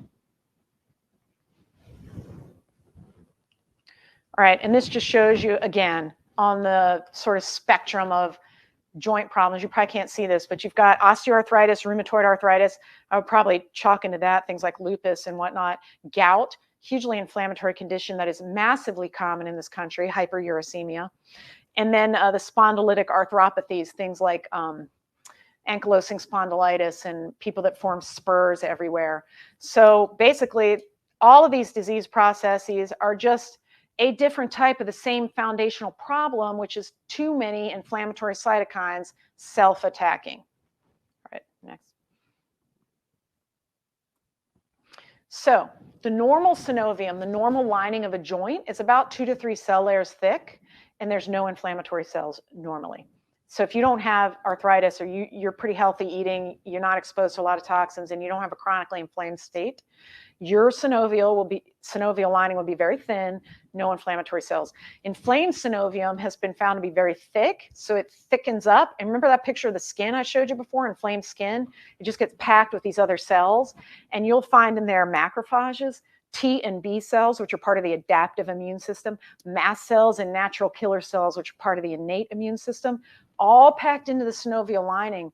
Doing what? Why are they there? Well, because you have inflammation and it's attacking your joint. So, senescent cells. Okay, what are these? You probably have heard of this, or maybe you haven't. Senescent is sort of planned death or a dead cell. And remember I told you before, apoptosis is normal cellular death. It's part of a normal physiologic process. The trick is you got to get rid of that apoptotic cell, or if it's going to stay there, it becomes a senescent cell that's just there but not really doing what it's supposed to do. That can go either into a bad senescent cell, and it'll have what's called a senescence-associated secretory phenotype. So it'll just start secreting badness, just like adipose secretes badness all day. And then that'll induce the chronic inflamed state. So if you have senescent cartilage cells sitting in your joint, you're going to be sending out those damaged molecular patterns all day long, every day in cytokines. And then it's just a self-propagating, it's predictable. It's like a self-fulfilling prophecy. For years, surgeons have known that there are presence of senescent cells or dead cells that aren't really doing anything but being there in the joint. Again, from studies where they just take pieces of cartilage from total knee patients and put it into a repository, which is actually good because they're at least admitting we don't know what we don't know. So like at LSU, they do this a lot. They'll take pieces of cartilage and synovial and send it to the lab, and it's just sort of stored there for future studies. Well, now we're starting to figure out what this means. So these senescent cartilage cells and senescent cells in the synovium and all the connective tissue around the joint, they're not just dead cells doing nothing. They're biologically active, and they're causing chronic inflammation, which further damages cartilage and induces inflammatory proteins that hurt and damages the nerve cells that come up under the subchondral plate and are near the cartilage. Cartilage does not have nerves, by the way. Your cartilage does not hurt. It's all of the tissue around that is what's hurting.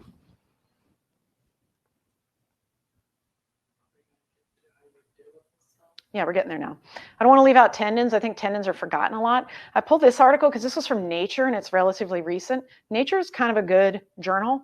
And they were talking about tendinosis, damaged connective tissue from, again, inflammation. But notice on their treatment list, they don't even mention anything except non-steroidals in terms of managing chronic inflammation. Just physical therapy, which is a great treatment, don't get me wrong. Orthotics, injection, shockwave therapy, surgery, and then NSAIDs. Problem with NSAIDs is they're single molecule cyclooxygenase inhibitors, and they'll destroy your gut biome, and they can cause kidney problems, and they can cause gastric bleeds and ulcers. So I'm not the biggest fan of NSAIDs, although I'll prescribe them if they're needed, but I much prefer people to take natural things. But anyway, I wanted you to know that this inflammation hits all types of connective tissue. Okay, just the only important thing about this slide is for you to know there have been a lot of studies now that link periodontitis, right? Inflamed gums. If you have that, that is a marker that you've got pending cardiovascular disease, believe it or not. I look at arthritis as a similar thing because this is a systemic problem, and it's not just, you don't just have arthritis. Most people with arthritis also have something else that has to do with chronic inflammation and oxidative stress. And all of this links to the same things: macular degeneration, Alzheimer's disease, cancer, diabetes, you name it. It's all the same essential problem. It just manifests a little bit differently. So let's talk about aging really quickly, and then we'll get to the treatments. Complex changes in the immune system, okay? It becomes dysfunctional over time, and you have increases in what's called inflammation. So when the immune system becomes dysfunctional and starts self-attacking, lack of ability to recognize pathogen versus self-cell, chronic inflammation, these senescent or dead cells that just induce the inflammasome, remember all those cytokines and the secretome that cause problems. This is what aging does, and but it's not mandatory. It doesn't have to happen this way. We can control it and make our B and T cells and our natural killer cells and our neutrophils and our other immune cells, they can be highly functioning up into your 90s and 100s. It's been shown. It's been proven. It's just most of us aren't doing it for ourselves. Next slide. I know everybody wants to get to what to do. All right. All right, we're going to get to the questions in a minute. So a normal cell becoming a senescent cell, okay?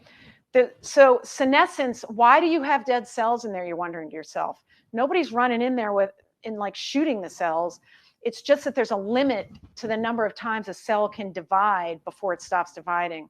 This has only been known for a couple of decades, although it was predicted well before that.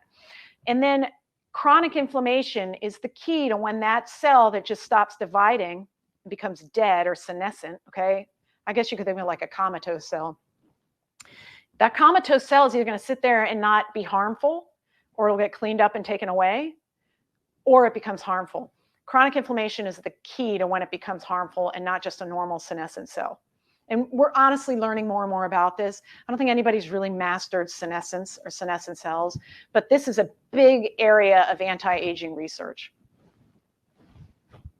Okay. Optimal aging. Okay.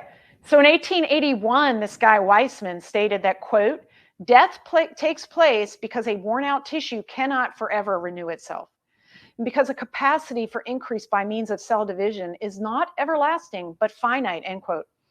No one thought he was right for about 80 or more years, and only in the past 20 years have we really delved into this.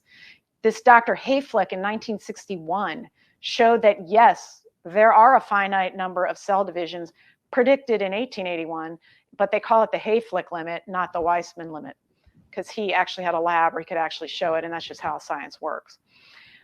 Anyway, the non-dividing cell, the senescent cell, will become dangerous if it starts to secrete this badness, and it'll induce chronic inflammation.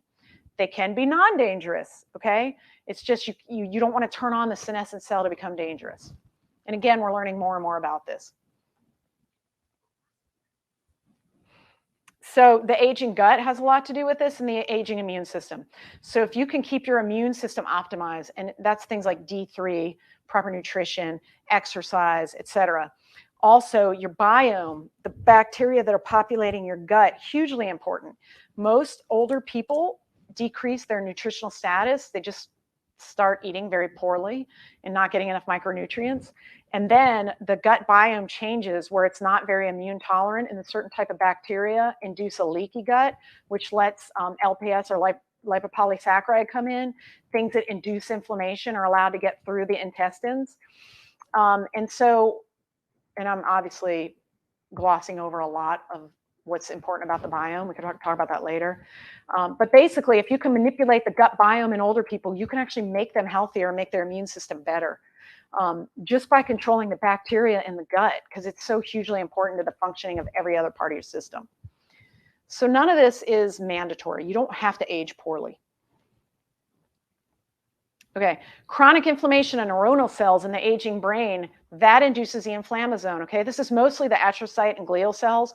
Those are the support cells in the brain that turn over a bit more than neuronal cells. There's very little, if any, neuronal cell turnover, but the support cells do. And so those can become inflammatory inducing if a senescent glial cell sits there and starts to spew out its secretome. Brain inflammation, either from poor diet, chronic stress, mental stress, pollution, etc. You have all these increased reactive oxygen species. Those damage the neurons. They damage the mitochondria in the neurons. You have the damage associated molecular pattern. All of this inflammation and reactive oxygen species in your brain can increase the tau and the amyloid deposits, which are highly associated with Alzheimer's. And many studies have found that the people that have these cognitive decline issues and neuroinflammation disorders, they have a low antioxidant status. So again, back to the aging and the nutrition and the gut biome, if you're letting in more oxidative stress and you're not taking in enough antioxidants from a really good healthy diet or supplements, obviously you're going to have a pro-oxidant overload over time, and your brain will get damaged. And that's just been shown over and over and over again. Most chronic brain issues are considered inflammatory at this point. Some are genetic, don't get me wrong, but even in those cases, a lot of the symptoms can be controlled by controlling inflammation. So the aging brain, chronic inflammation is tied to mid and late life dementia, okay? Curbing inflammation can help you delay or prevent cognitive decline. And then again, back to the high sensitivity CRP, which I strongly suggest you go get checked if you haven't done it. If you have a high sensitive CRP, it's predictive of future cardiovascular events. It's associated with progression of arthritis. And now here we see that it's linked to changes in white matter in the brain. And that was shown at Hopkins. So I can't stress enough how important it is to control inflammation. Next. High sensitivity CRP. There's two ways to test CRP, a basic CRP, and then they have a newer, more accurate way called the high sensitivity CRP. Yeah, that's one of the primary markers that should be checked.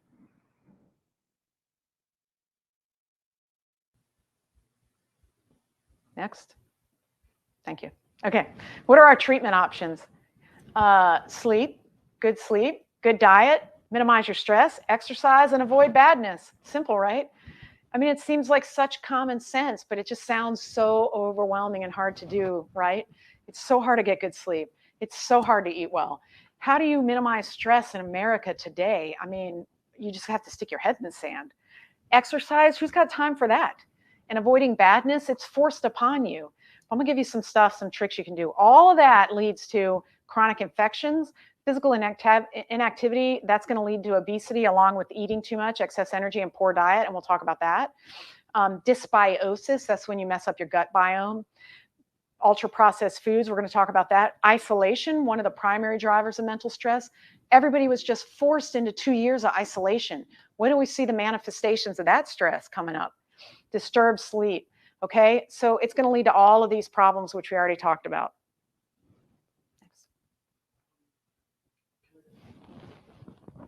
Yes. Question about CRP?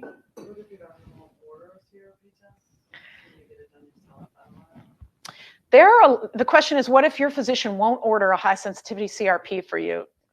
Which sadly, I think is probably a common state. A lot of physicians are employed by hospital systems now and groups. It's hot. A lot of hospital systems and groups, and a lot of them are told what they're allowed to do or not allowed to do, and a lot of that is based on cost, right? So a lot of them will get dinged by their system or disciplined if they order too many lab tests, particularly expensive ones. So let's say your physician is in one of those sort of groups and he or she can't do what you need them to do. Then what I would say is there's plenty of companies now, if you can't find another physician to do it, that you can get blood work done, send it to them, and then they'll issue a report to you. Yeah, there's a bunch of different ones. There's ones called Inside Tracker, and there's a few more. But you can get this done through third-party companies. But your insurance probably won't cover that unless you have a health savings account, a HSA. So that's the problem, right? In America, the health insurance companies aren't going to pay for all this preventative stuff. It's kind of a sad state of being. But you can do it cash pay, third party if you want. In fact, if you probably walked into a LabCorp or a Quest, just said, I want a high sensitivity CRP, what's the cash price? They'd probably do it. Maybe not, depending on your state. They may still require a physician's order, but there's plenty of third-party lab companies that don't. What if your CRP is, if you do have high CRP, what should be done by your doctor? If you have high CRP, what should be done by your doctor? Well, your doctor should get you on figure out why are you inflamed? Is it uric acid? Do you have excess energy state, or are you obese? Do you, what's the reason for this inflammation in your life? Is it just mental stress? Do you have some low-grade infection that's never gone away? Are you eating a poor, highly processed, terrible diet? Are you smoking? Are you giving yourself, are you radiated? Like, why do you have all this stress? And then once the cause or the source is noted, then you can start to manage that, is what I would say. In long-term studies of morbidity and mortality or death or problems from cardiovascular disease, one of the only things that's really been shown to move the needle to really prolong life and reduce complications is transcendental meditation. Why? Because it controls mental stress for people, which is far more powerful than the statins, far more powerful than most medicines or pharmaceuticals. If you can just control your mental stress, get good sleep, eat a better diet. It doesn't have to be a perfect diet, but it's got to be better than what we're normally eating here in this country. I mean, you are 80% there. It sounds simple, hard to do, but not that hard to do. So sleep. What happens when you sleep at night? The substance that builds up during the day that signals to your brain that you're awake, called adenosine, it builds up, builds up, builds up, builds up, builds up. You sleep, your body clears it all out. Well, then you start fresh the next day. It builds up, builds up, builds up. So you got to keep clearing out the adenosine. If you don't get enough sleep, it keeps building up, clogs up, messes up, gums up the works. Think of it that way. All of the reactive oxygen species we talked about that induce things like Alzheimer's and cognitive decline, problems like that, all of that gets detoxed at night. That's when you have your mitophagy, your autophagy, your cleanup systems, everything gets taken care of. It only happens when you're asleep. The neuroplasticity happens and memories are cemented. So this is when learning really takes place at night when you're asleep. This is why it's so important for school-age kids to get a good night's sleep. One of the things about life today that drives me crazy are all these activities that have kids that are like 8 or 9 years old out playing softball or soccer till 9 or 10 at night, when we know that all of the brain development happens at sleep and they need like 10 or 11 hours. And then the cells maintain themselves. Your mitochondria health improves. All of this is managed by your levels of melatonin and levels of light. So shift work, one of the worst things in the world, reduces lifespan, clearly shown. Every cell in your body has a clock that's managed by the big clock cells in the brain, managed by melatonin and UVB or UVA rays. So deep sleep and REM sleep, hugely important. Levels of REM sleep, amount of REM sleep, very highly correlated to death rates. So if you don't sleep well, your likelihood of dying sooner and worse is higher. Most human adults need 7 to 9 hours of sleep. A lot of people will tell you they only need 3 hours of sleep. They're wrong. You need about 7 to 9 hours. Could there be outliers on that curve? Maybe, but it takes a certain amount of time to clear out the adenosine and do all this detox process and neuroplasticity. I mean, the genes have to be turned on. They have to form certain proteins. The proteins have to become active. They have to do their thing. So this doesn't happen like this. So 3 hours of sleep is not enough. And then changing your circadian rhythm constantly is horrible for people, but it is what it is for a lot of people in this country. So how do you get good sleep? So first of all, don't have sleep apnea. If you have sleep apnea, get it managed. If you snore or you think you have sleep apnea or you just want to go get a sleep study, you got to do it. And CPAPs are annoying, but they are life-saving. So first, don't have sleep apnea. Second, big trick to sleep is the core body temperature. Your body temperature has to drop to get good deep sleep by a couple of degrees. So 65 degrees in the room is optimal if you can do it. Some people think that if you take an ice bath right before bed, you're cooling yourself off. But actually what you're doing is you're triggering to the body to increase the temperature of the core. It's a stress response, the opposite of what happens with hot. So if you get in a sauna, your core temperature goes down because your body's responding to the external environment. So avoid ice baths or cold showers before bed because that's really inducing an increase in your core body temperature. So you want to sleep 65 degrees or less. You don't want to have sleep apnea. You want to have a solid routine that follows a circadian rhythm, if at all possible. You want a dark room, ideally no light, because even a tiny little light will mess up your melatonin patterns. If you need light, like if you have to get up to go to the bathroom, try to have red lights or amber lights because they don't induce melatonin as much as blue light or bright lights. Avoid screens at night if you can. Make sure if you have a TV in the room, make sure that all the settings are on warm and they're low blue light settings. And you can do that in the settings feature under picture on most modern TVs. You want to avoid alcohol within a few hours of sleep if you can. Now, most people think that alcohol helps them fall asleep, which it does, but mostly because it's helping you sort of pass out. What happens with alcohol is it fragments your sleep and you actually reduce your rapid eye movement sleep, which we know is linked to all-cause mortality.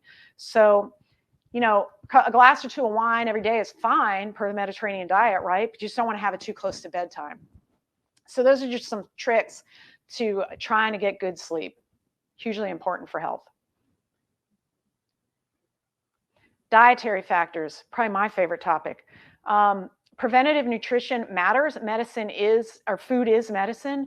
And this is where you can really take control of your health. So I love the Mediterranean diet. I think it's been the most studied. It's got the most history. Remember I told you a lot of these lab studies are on these really weird inbred mouse that make no sense when you try to translate it to humans. But that's the standard in our country. Really, the only long-term human studies are really, a lot of them are on Mediterranean diet. So we already have all these massive long-term population studies. Sure, they're not perfectly well controlled, and sure, you don't monitor every single thing somebody eats and all of their other issues. But this is what kills me about academic science. That would be great in a perfect world, but I don't live in that perfect world. I see 30 to 40 people a day, and they all have a lot of problems. They all have a lot of pain. They're all dealing with about 50 different things. They've got family issues. They've got job issues. They're stressed to the max. They don't have time to go to the store. If they go to the store, they can't find anything but processed foods. I mean, the real world is very difficult. So I'm just trying to give you practical things that would really help you. It's not going to be perfect. None of us are perfect unless you're in an ivory tower academic center. But I think that you can get a lot better. And this is one way to do it that's been proven. And guess what? It's delicious.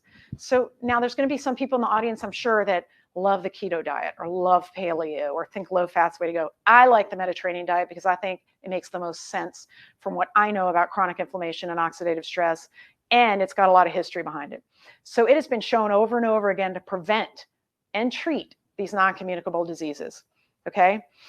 If you adhere to a Mediterranean diet, you will have less diabetes, less heart disease, less obesity, less neuropathy, less arthritis, less Alzheimer's. I can go on, and less cancer. Name it, you have less of it if you're on the Mediterranean diet.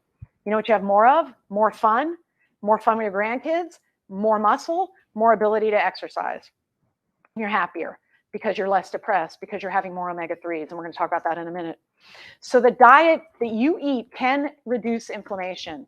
You have to get away from the modern ultra-processed high in omega-6 diet that is being shoved into you by the food industry. You have to make your own foods. You have to go to the Mediterranean diet or something like it that's filled with phytonutrients from vegetables and fruits. Let's go to the next one. So this is sort of the Mediterranean diet food pyramid, okay? So we want anti-inflammatory diet. This is an anti-inflammatory diet. You want to avoid ultra-processed foods. So that's basically anything you find in the grocery store, honestly. 75 to 80% of the American diet is ultra-processed. This is the stuff that's been broken down into different components or molecules in one side of the factory and put together in another side and then put into a plastic bag in the other part of the factory. Those are the foods you want to avoid. So the rule of thumb is anything with more than 5 ingredients. Go to the grocery store and try to find something in a bag that has less than 5 ingredients. It's not a lot. The process of processing increases the level of advanced glycation end products in most food products. They use emulsifiers and different chemicals and solvents during the course of making something shelf stable and able to be transported on trucks across the country. And so ultra-processed foods are very inflammatory. This is why I'm saying cook your own food. Get the whole ingredients and cook it yourself. That is what's called minimally processed, which is what you want. No processed or minimally processed. You don't want highly processed or ultra-processed. So you want foods that are high in phytochemicals. These are the flavonols, the flavonoids, the phenols, the phenolics, all of the micronutrients, the terpenes, all of the different substances in plants that help induce good healing in your body and help turn off inflammation and turn off that NF-kappa alpha or kappa beta pathway we talked about. High in dietary fiber. This helps your gut biome. Whole grains. You have to have a certain dietary fiber to carb ratio, 10 or less. Most processed foods have no dietary fiber and a ton of simple carbs, which is terrible for your gut biome. And then you want to eat lots of omega-3 polyunsaturated fatty acids, and then hopefully a lot of extra virgin olive oil, which is a monounsaturated, filled with oleic acid, which is extremely antioxidant. The omega-3s, I cannot express enough, are so good for you. Now, be careful with this because the Mediterranean diet wants you to eat fish a few times a week. Problem with most fish today, when you go try to find it, it's very hard to find wild-caught fish. So you're going to be eating farm-raised fish like tilapia or catfish or whatever. Well, guess what they feed that? The same thing they feed the feedlot cattle. They're throwing in grains and corn, and those fish are not high in omega-3s. So I supplement with omega-3. I take about 4 grams a day now. Talk to your physician about that, but there's more and more data showing that the long-lived healthy populations have a very high percent of omega-3 relative to the short-lived, poorly lived populations. Omega-3s give you a flexible cell membrane, and they cause the inflammatory cascade to go into a healing, resolving pathway versus a damaging inflammatory pathway.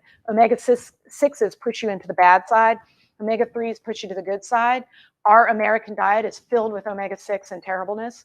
The Mediterranean diet is much higher in omega-3s. But extra virgin olive oil is the key, I think.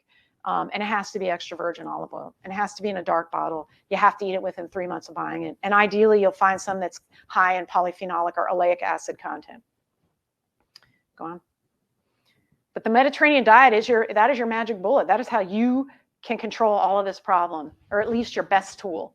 Okay? And there's actually a lot of studies out there now showing that although you think this might be expensive, this is actually a much cheaper way to eat than what we are doing now in America. And it prevents the very expensive trips to the hospital that are in your future if you keep eating the way most Americans eat. So substantially anti-inflammatory diet. And it includes fats. Fats are not bad for you. They just have to be good fats. So it modulates the gene expression in a beneficial way for you, and you turn on more anti-inflammatory genes and fewer pro-inflammatory genes. It regulates your arachidonic acid production. We just talked about that. Omega-6 will go to arachidonic acid and bad inflammation. Omega-3 goes to what are called resolvins and healing molecules. It even sounds better. Activates the immune system in a protective fashion. So it'll do the acute inflammation when necessary and then shut it down. If you're filled with omega-6s, it never shuts down. And then cytokine reduction. There was a feeding study. So feeding study, it sounds so terrible, but that's when you literally feed people certain things and you don't let them eat other things, or you try to. And the best feeding studies are on inpatients so that they're totally controlled. Outpatient feeding studies are prone to a lot of error, obviously. But they did do a feeding study looking at the Mediterranean diet versus a low-fat versus a regular diet. And they showed pain reduction for knee arthritis only in the Mediterranean diet. I try to get all my patients that have achy joints, stiffness, weakness, and arthritis to get on a Mediterranean diet because this is so good for your joints and your musculoskeletal tissue. We have a question. So what if you take omega turmeric supplement that includes other omegas other than just omega-3? The question is, what if you take an omega supplement that includes other omegas besides omega-3? I'm not sure what the goal is with that particular supplement. Because omega-6s, you get plenty of that from the American diet. It's really hard not to get them. I think that the term for the monounsaturated olive oil is omega-9. That if it's oleic acid, I think that's probably beneficial. But I wouldn't take extra omega-6s, although they are, you have to have them. They are important for human health, but we get plenty of them. So I think the problem with the American diet and probably most modern diets is the lack of good omega-3s, not the lack of omega-6s. So, I'd have to see what the goal of that particular supplement is and what other omega and why is it in there. I don't know. I'm a big fan of omega-3s for a variety of reasons.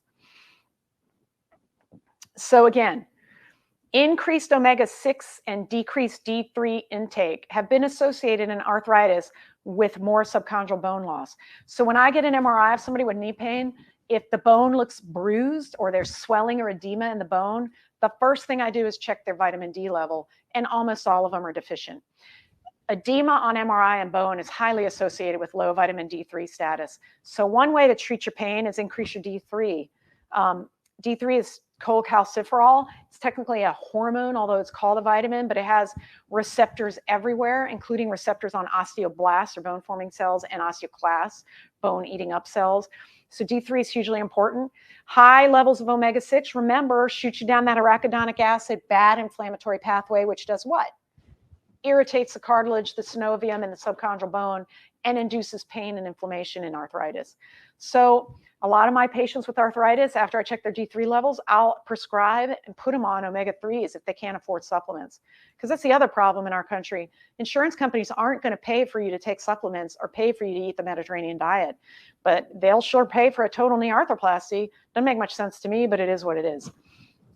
So if I have patients on a fixed income that can't afford supplements, and if I can get away with it and get it covered, I will put them on an omega-3 to help with arthritis for a couple of reasons.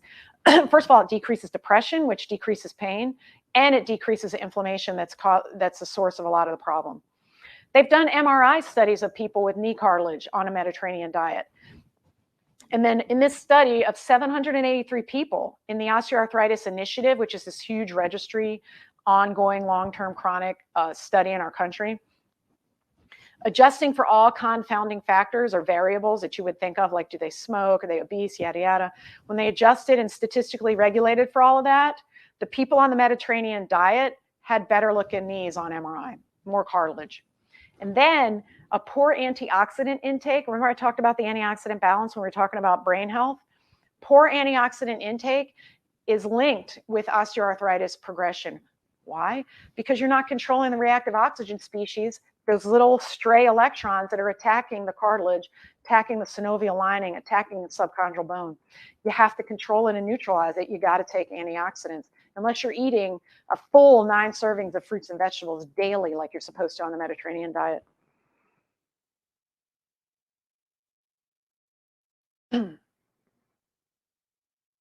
Next slide. No, can't go to the next slide. Question.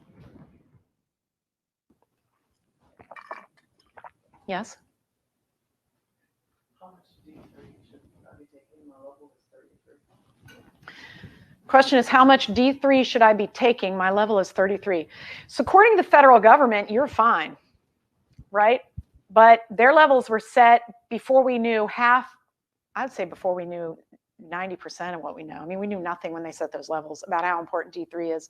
They set those levels to prevent rickets and like super diseased bone, osteomalacia.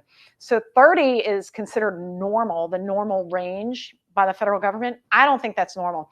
And a lot of the studies now for D3 show optimal for like people in middle age should be somewhere around 50, 60. If you're an athlete, it should be even higher, 70 to 80, to prevent stress fractures. So I think you keep taking D3. I personally take about 5,000 international units every day. And mine has gone up steadily over the past couple of years, so I'm going to stay on that, and hopefully it'll get to the optimal level where I want it to be.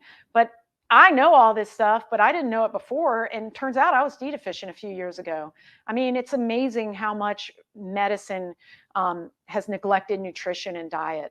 So I'll be honest with you, I've taught myself all of this because they certainly didn't tell me any of this in medical school, and definitely not when I was a resident. And even today, people in the orthopedic world will laugh at you if you start talking about this stuff. So I would say keep taking about 4,000 to 5,000 units a day. Of course, I have to put the caveat, please speak with your treating physician, because I can't treat anybody this way. But 30, I think, is not good enough for optimal health. Will you not get rickets? Sure.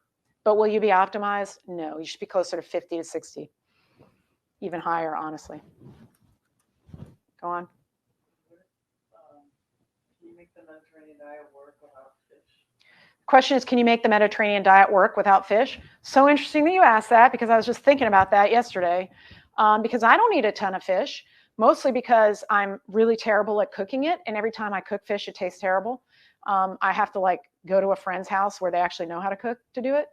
And also most fish are farm raised.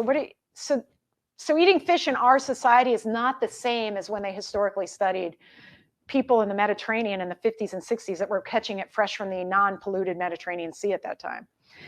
So I supplement. That's how I get my omega-3s. You can get them from walnuts. Potentially you could get it from like flax and things like that, or microalgae if you wanted to. Personally, I supplement. So yes, you can do it without eating fish. All right, diet and inflammation and OA. Okay, this is where I'm going with all this. So I think arthritis can get better with just controlling your inflammation, just like heart disease can get better with controlling your inflammation, just like your brain can get better. If your brain and your heart and your blood vessels and your kidney and your diabetes can get better with diet, why can't your arthritis? Why is this so poo-pooed? I totally believe this. So the Osteoarthritis Initiative study looked at about 4,300 patients or so, and they actually looked at the adherence to a Mediterranean type diet in the presence of arthritis. And those that had the highest adherence to the Mediterranean diet, so the ones that cheated the fewest amount of times, had a 17% lower prevalence or even existence of knee arthritis. They had less morbidity, meaning even if they had arthritis, they had fewer symptoms. They also weighed less, because when you eat this diet, you're naturally going to weigh less, and they had less diabetes. And they believe that it's related to the anti-inflammatory and antioxidant properties of the Mediterranean diet. You might think to yourself, well, duh. But, you know, we have to do all these prove what's common sense studies. Consistent consumption of the Mediterranean diet is associated with less pain, less disability, healthier aging, and reduction in these cartilage degrading markers. So there's ways to look at the amount of cartilage in your body that's breaking down. There's some biomarkers you can look at. A lot of it's really at just the research level right now. But if you stick to this sort of a diet, your cartilage will last longer and will be healthier. And then they did animal studies with just olive oil, okay, oleic acid, extra virgin olive oil, and they showed in that reduced cartilage deterioration, less swelling, and less inflammation within the cell. Remember I told you the synovial lining gets packed with all these T cells, B cells, mast cells, natural killer cells. That happens less in a diet heavy with extra virgin olive oil. And then human studies with an extract of extra virgin olive oil also showed less pain, less inflammation, and a higher quality of life, which, let's face it, that's all we really care about. Who cares about all this stuff? You just want to feel good, look good, and have fun, and play with your family, and, you know, do good work and perform. And that's what this is all about. I think if you could control your inflammation, which is this and sleep are your best tools, you're almost there. So what foods do you avoid? Basically, don't go to a grocery store. I'm being facetious, but I'm not being facetious. The grocery store is filled with the food industry's attack on you, okay? Filled with ultra processed foods. If you go to the grocery store, try to just buy the fruits, the vegetables, try to find whole grains. The good news is nowadays, because of the keto diet boom, there are a lot of bread-like products that have a better ratio of dietary fiber to carbs. At the end of the day, it's still ultra processed. I personally keep toying with making my own bread and trying to find the right way with the right ratios where it still tastes good. I'm not a baker by trade, so this is a slow rolling project. Haven't made it there yet, but I'm working on it because I love bread. And whole grains have been shown to be helpful in the Mediterranean diet, but it just has to be right whole grains. Problem is you cannot find these. If you go buy bread, it is not good bread, by and large.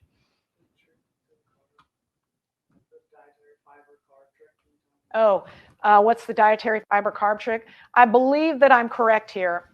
I think the ratio needs to be 10 to 1. So if you have 10 carbs, you should have 1 dietary fiber. Ideally, the ratio would be lower. But you will see a lot of the stuff you buy is like 30 grams of carbs and 2 grams of dietary fiber. That's horrible. You don't want that. And then anytime you see something where it says enriched white flour, that basically means they took the wheat kernel, broke it apart, took the center endospore, crushed that around, bleached it, processed it through this machine, and then at the end they said, oh, maybe we should add back some of those vitamins we bleached out and took out with solvents. So they do that. That's the enriched white bleached flour. That's what most breads are made with. So think about how terrible that is. And it's done in high heat environments, so there's more advanced glycation end products attached to that as well. So avoid ultra processed foods. Basically, and look, we're all going to cheat every now and then, but try to avoid potato chips, French fries, all of these boxed cereals. I stopped eating cold cereal a while ago because it's just so processed. Basically, 5 ingredients or less is ideal. That's almost impossible to find, but you get the point. Start somewhere. It doesn't have to be perfect. Processed animal proteins. So natural, grass-fed, grass-finished steak that you cook yourself with your own extra virgin olive oil in your own stove, you know, making sure you're not dipping it in chemicals and stuff. That is going to be your best meat, okay? You want to avoid processed things like bacon, hot dogs, ham, bologna, lunch meats, all this stuff that's made in a factory. Just stay away from it. Refined sugar, we talked about that. Fructose, terrible, obviously. High fructose corn syrup, approved by the FDA and said generally recognized as safe until very recently. Also terrible. Chemicals. A lot of people poo-poo organic. I've got family members that think I'm crazy because I only buy organic and they think it's all fake and just marketing. It is regulated to a certain degree. And in my opinion, organic's better than not organic in general. It's still always better to eat fruits and vegetables than to not eat it. So if you can't get organic, still get the fruits and vegetables. But in general, I try to avoid eating chemicals. Thus, I like organic. And then avoid 80% of what's sold at your grocery store. That's all I can tell you. That's how bad it is out there.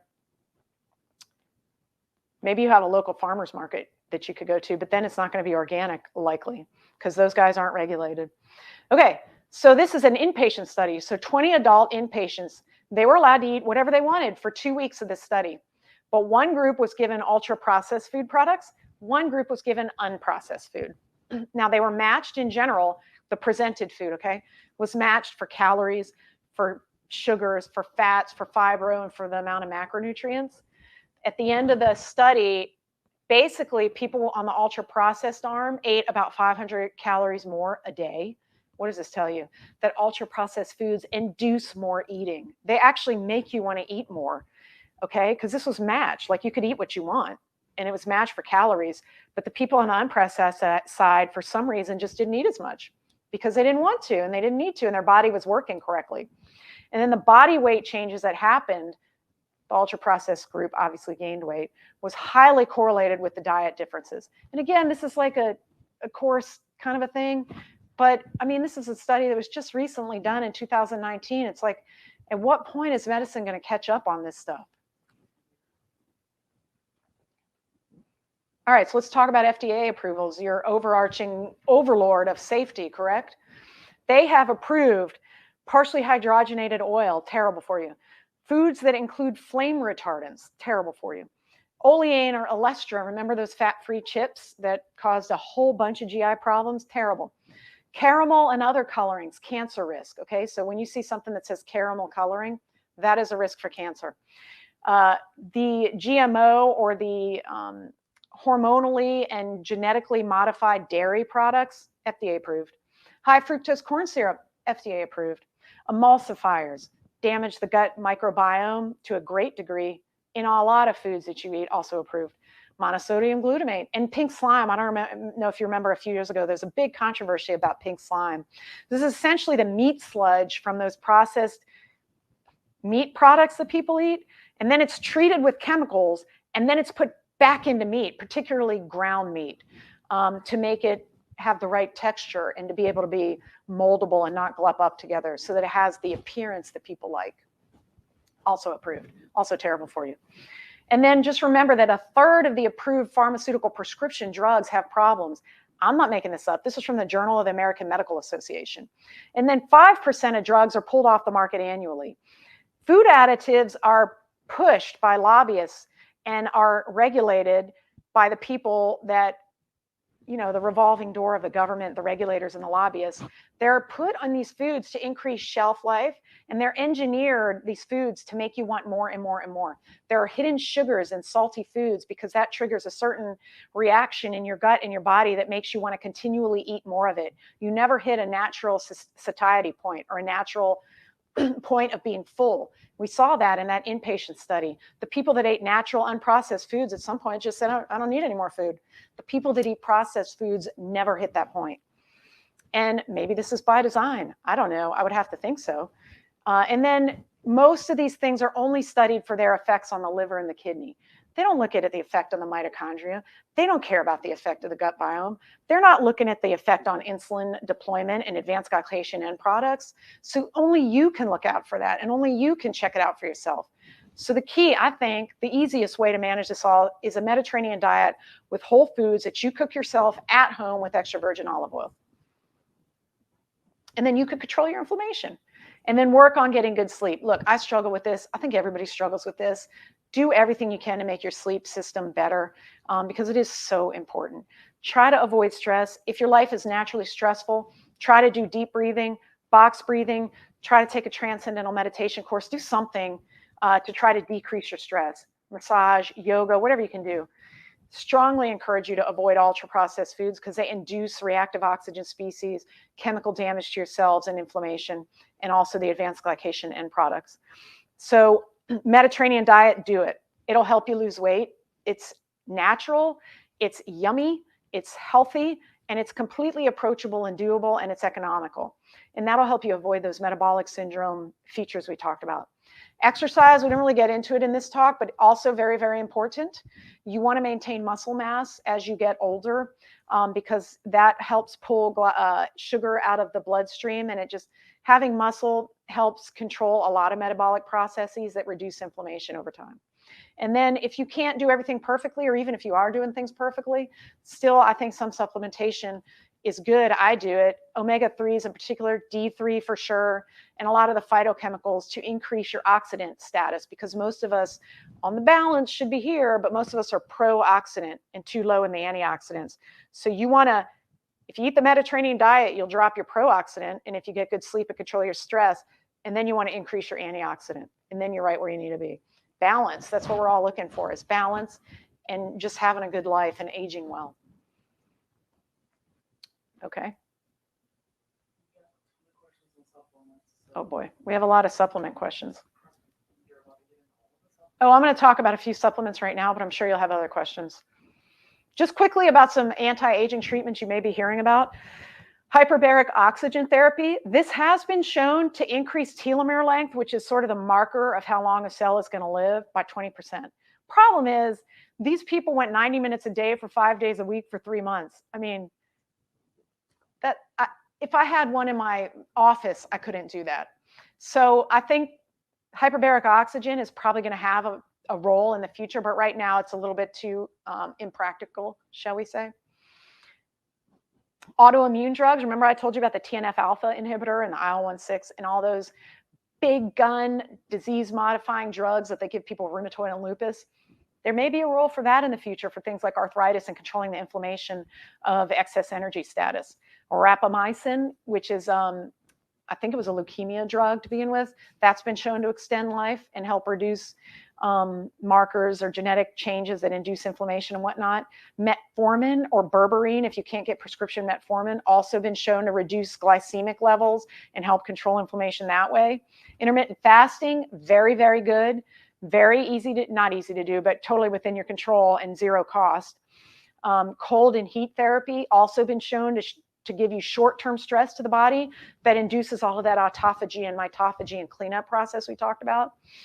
There's a weird treatment, parabiosis, where some people will actually get a complete blood turn. They'll take blood from a younger person and replace their older blood with young blood, and that's actually been shown to help. Obviously somewhat impractical and probably not allowed in this country.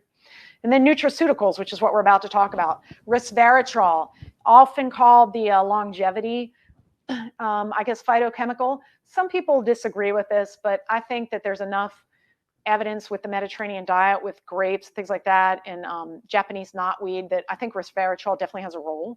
NMN, which is a precursor of NAD, which is nicotinamide adenosine diphosphate. It's an electron carrier, important energy production for the mitochondria. Tart cherry extract, which is anthocyanins. These are flavonoids that are antioxidant that will neutralize all those reactive oxygen species we talked about. Same thing with turmeric. There's a ton of phytochemicals out there that can reduce oxidative stress. And then omega-3 we talked about, which I think is really important.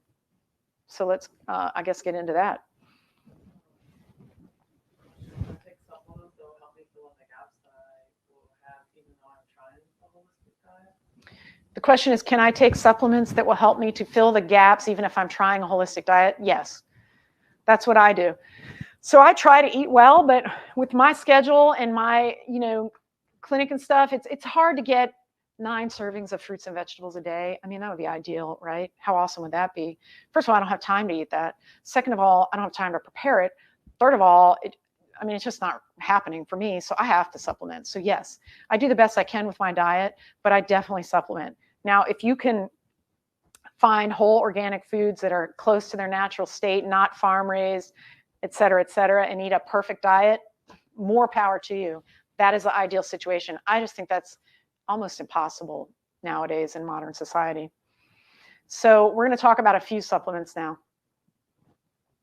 So this one, CoQ10, tart cherry, and chaga, all of these are strongly anti-inflammatory. CoQ10 is one of the electron carriers that is in the electron transport chain that moves an electron from position to position as the body extracts energy out of food. And then it is in and of itself a strong antioxidant because it has that ability to capture electrons. So very, very important, particularly if you're on a statin and you have muscle pain, because the statins block the production of cholesterol. But on that pathway is your natural production of CoQ10. So your levels will drop. And a lot of people will get muscle pain or connective tissue pain when they're on these drugs for cholesterol. So CoQ10 is one way to combat that. Tart cherry extract we talked about. I love tart cherry extract. I mean, I see no problem with taking tart cherry extract if you're allowed to eat cherries. So a lot of people get worried about it. Oh, it's going to interact with this and that. And oh, what about this medicine that I'm taking? Oh, I'm on dialysis, or they have a million questions about it. At the end of the day, if your treating physician says you can eat 150 cherries, I don't know why you can't take tart cherry extract. The beauty of it is it doesn't have the sugar or the calories. So it's calorie-free, sugar-free. But it has all the antioxidants that are the phytochemicals that are needed. And then the same thing with chaga mushrooms. You don't have to sit and slam, 100 mushrooms. You can just take a little extract and get a lot of the phytochemicals out of it. No, you're not getting any fiber. You're not getting some of the other terpenes, but it's still, I think, better than nothing. So that's why I like supplements. Inflammation and pain control. Delta-8 is really good. This is a derivative of the cannabis plant, as is CBD. Both of these work on what's called the endocannabinoid system, which is this ubiquitous, massive receptor system in your body that helps control and regulate other systems, in particular the inflammatory system or the immune system. CBD is strongly associated with immune system regulation. So I'm a big fan of taking these natural phytochemicals that help your body self-regulate. It's sort of like the background, I guess, I don't know, the code written in your software that makes sure everything shows up on the page the right way. Delta-8, strongly associated with pain relief and improved sleep, and CBD, very, very good for the immune system. Again, you always have to check with your physician.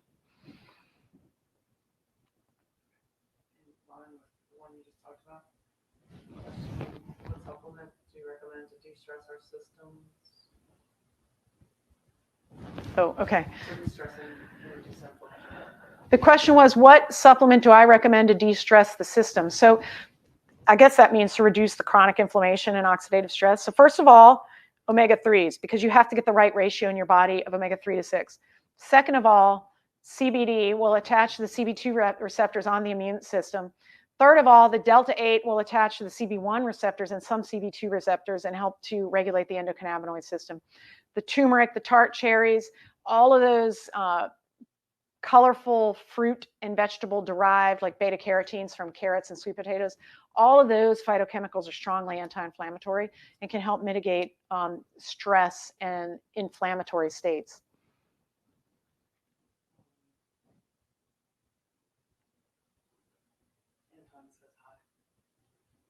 Anton says hi. Hey, Anton.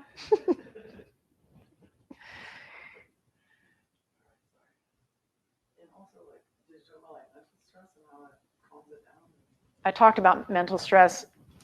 We had a question about mental stress. Mental stress, you may remember like years and years ago, people would say, oh, that guy had a heart attack because he's so type A. I don't know if you remember ever hearing that. Well, that was kind of a big deal for a minute, and then it got poo-pooed and pushed aside. And, oh, it has nothing to do with that. Oh, his work stress is irrelevant. It doesn't matter. Turns out it's probably the only thing that really does matter, short of your diet. So the guys that are stressed out and girls, super stressed out, always turned on, never turned off, cortisol levels are always high, inflammation is always running strong. Those are the people that have problems.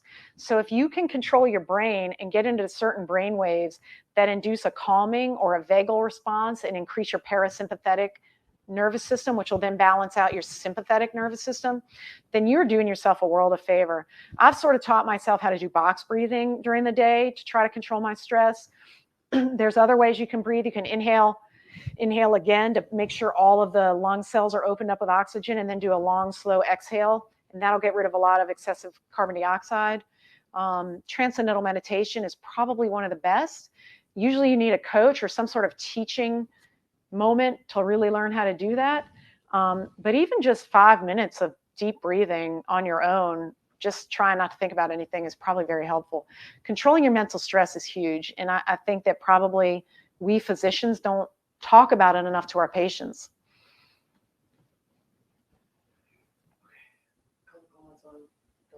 Does delta-8 have THC in it? I've been taking CBD tincture every day, and it doesn't help with my overall body pain.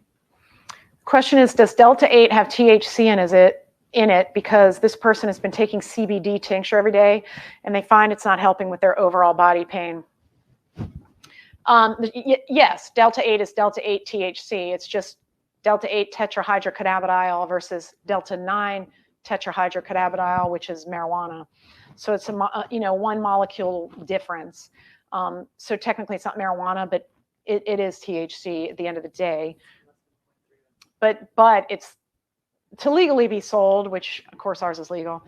It has to be less than 0.3 delta-9 THC, which it is. But check with your physician on this, of course, and it will show up as THC on a test. But it does help with pain to a tremendous degree.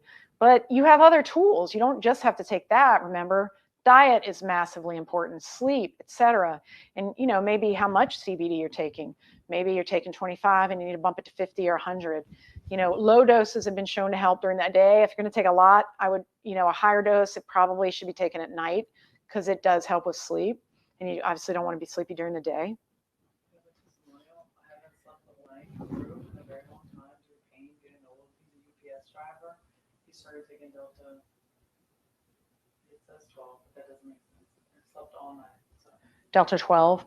Somebody just sent in a comment saying that they spent a lifetime not being able to sleep, and they just started taking Delta 12, and now they're sleeping all night. So there's Delta 8, there's Delta 10, there's probably a Delta 12, an 11, a 9. I mean, again, it's one molecule off. It has to do with what's called the carboxylation of the THCA from the actual plant. It goes through a heat, either some type of extraction process, and then it gets converted to these forms of THC that are biologically active.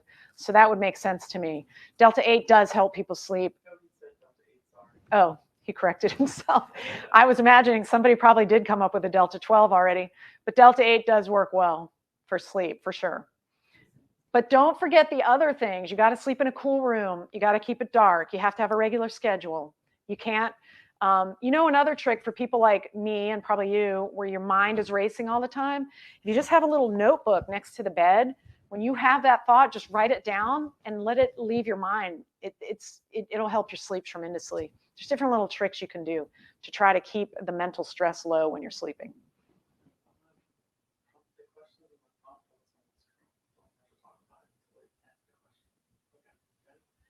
What about PEA? How much to manage inflammation and pain?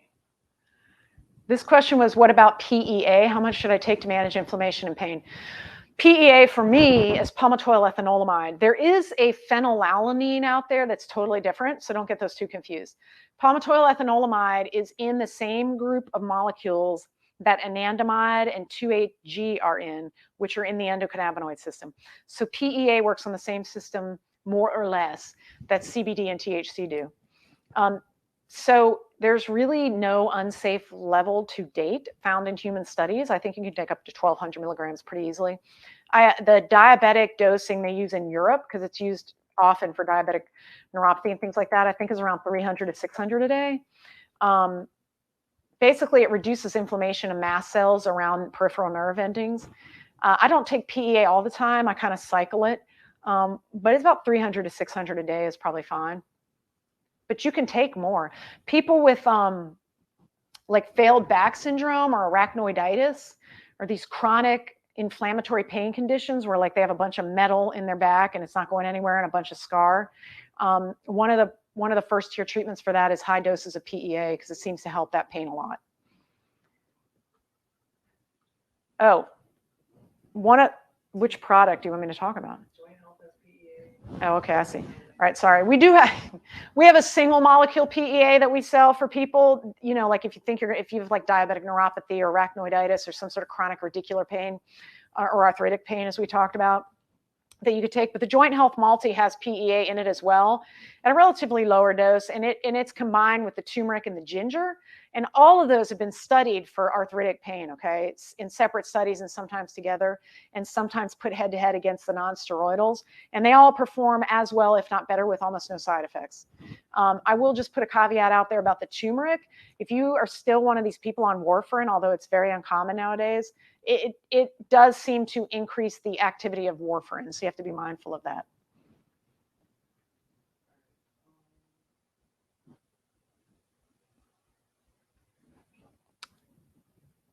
We have another question?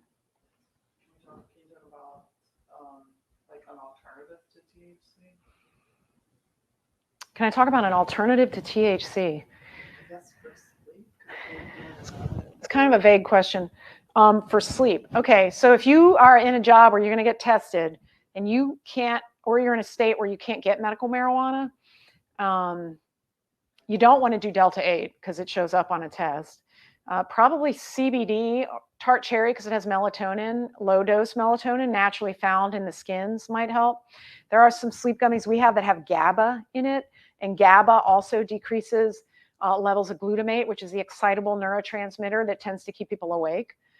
So I think one of the sleep gummies that has tart cherry, GABA, CBD would be an option, or there's one with melatonin instead of CBD. But yeah, be careful with the Delta 8. It's powerful. It works great. But if you get tested at your job or you have a reason to not take something like that, I wouldn't take it. But the CBD is your next best option. Alpha lipoic acid is another great antioxidant. So this is one, again, used in Europe almost as a medicine. It is lipophilic and hydrophilic, so it can help with the oxidation that happens inside of lipid membranes in your cell and the oxidation that's happening in the cytosol or the fluid around the cell. So it's a universal antioxidant, and it's very, very good at reducing inflammation in the neural tissue. So people with diabetic neuropathy or arachnoiditis or these kind of painful like migraines, brain conditions, or that want to just reduce inflammation in the brain, alpha lipoic acid, PEA are great, as is a great diet, obviously, and good sleep, which is, of course, the number one. And then the omega-3s. The nervous system multi has resveratrol, chlorella, which is a green algae that takes out heavy metals, has NAC and acetylcysteine, which is also good for the brain. It has L-carnitine, also good for the brain. And then the omega-3s, which I'm a huge fan of, obviously. We've talked about that. I could probably do a whole talk on omega-3s if you wanted.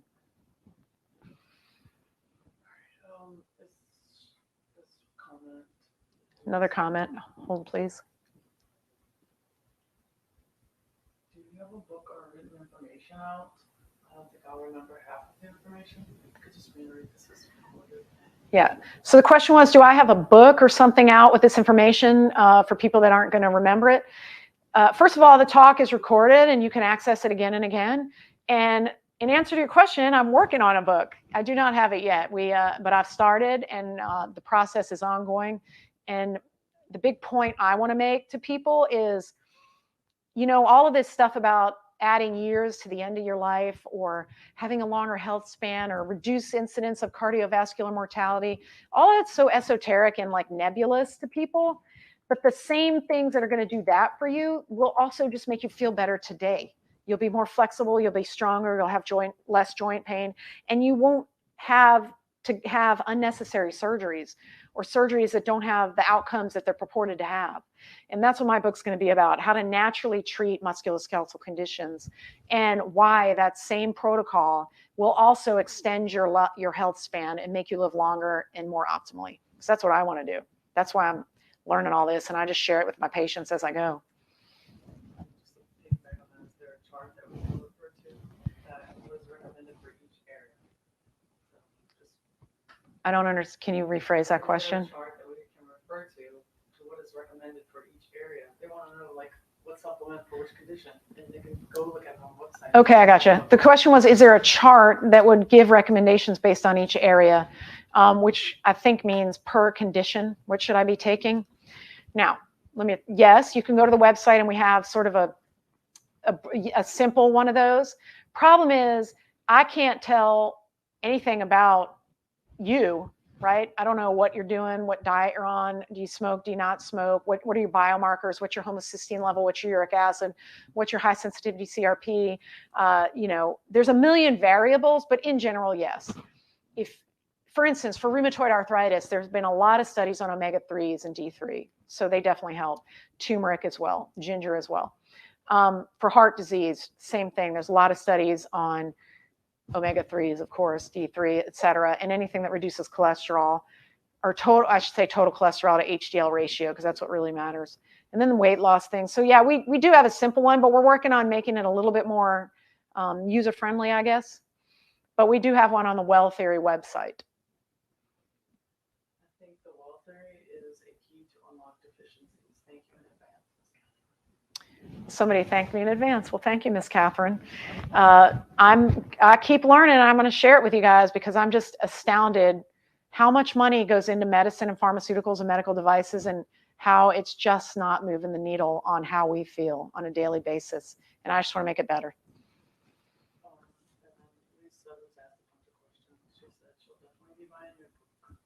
Oh, you're going to buy my book. Thank you, Lisa. I hope to finish it within the next 6 months.